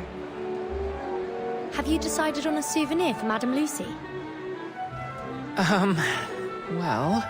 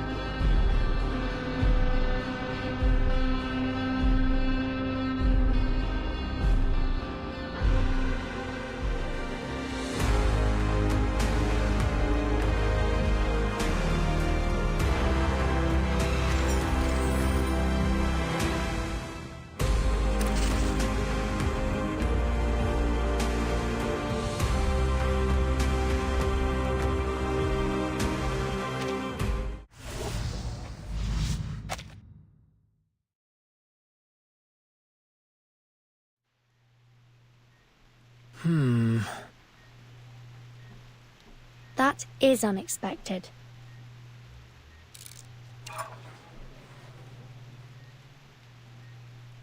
Is this the hydrogen cell that you mentioned? It does have a very unique appearance for a power cell, though I take it that this may be a consequence of the alternate technology involved. No, it's not a power cell. Just a talking pocket watch. What a remarkable outcome. The object changed entirely during the transfer. I guess this is another fascinating aspect of the stage. An unaccounted variable, like the butterfly effect. Aha! hydrogen cell turned into a chirper. The science of that alone is worth studying, don't you think? Indeed. I am immediately curious what effect the stage might have on my own body if I attempted to travel through it. Would my robotic shell change to fit the local culture and technology of the destination just as it did Verton's outfit? Why not give it a try and find out? I can activate it again anytime. It's about time you took a vacation, Madam Lucy. Should you intend to visit again, I will make certain to register you as legal visitors.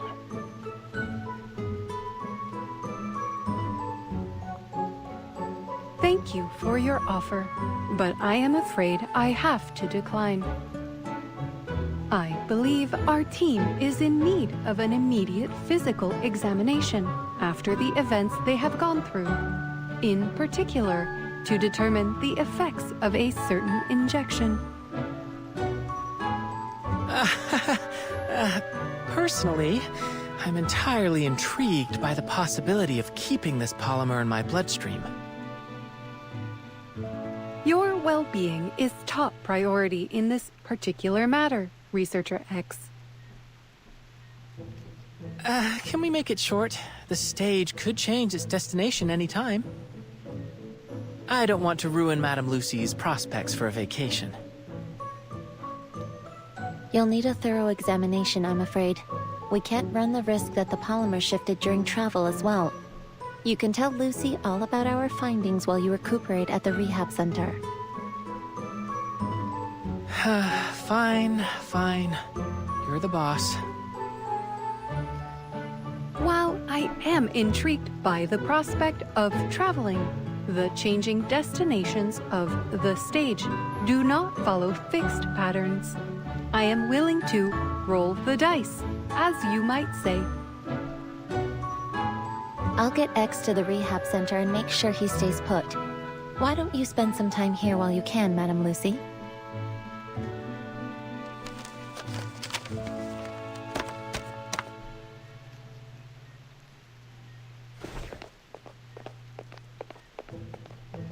There appears to be a strong rapport between you and your researchers.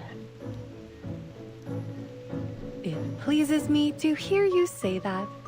I will take that as a marked improvement of my understanding of humanitarianism. From my cursory reading of Verton's report, I have already learned a great deal about your world. Despite running dozens of simulated scenarios, I still find it hard to pinpoint the divergence between our world's respective technological progression. Another fascinating element of scientific discovery. Scientific development is often shaped by the demands of the environment.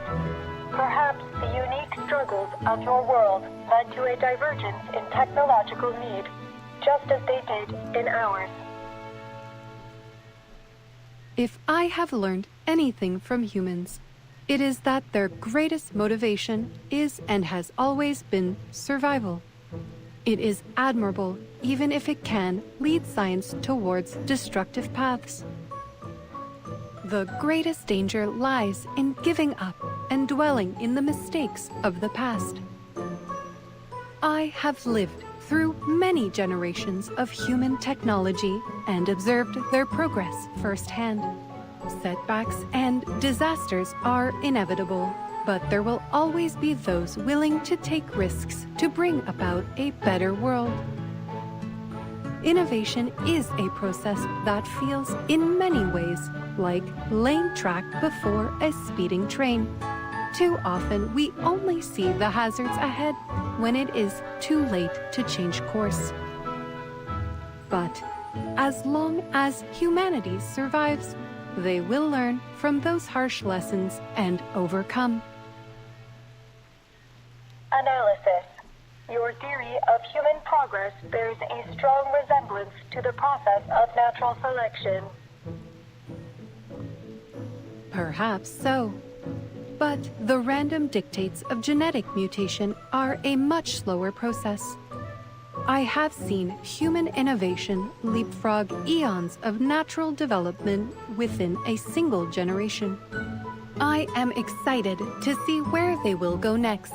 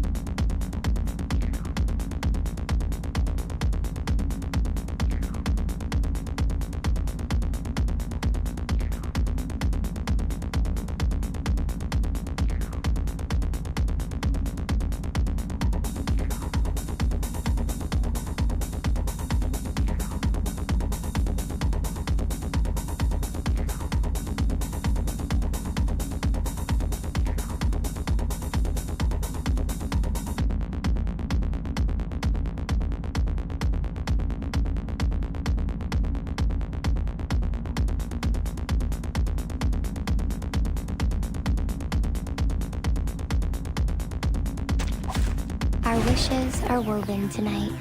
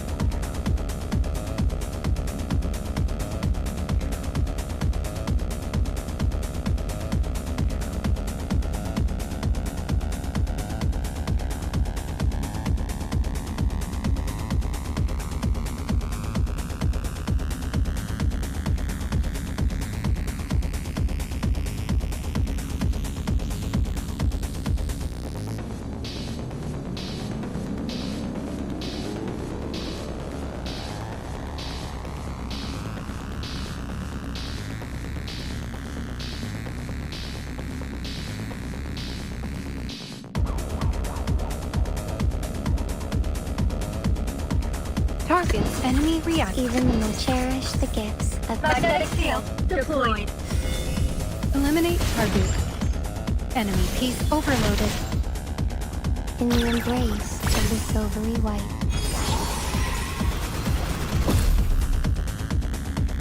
Come, join the celebration. Interacting with polymer. Polymer release function engaged.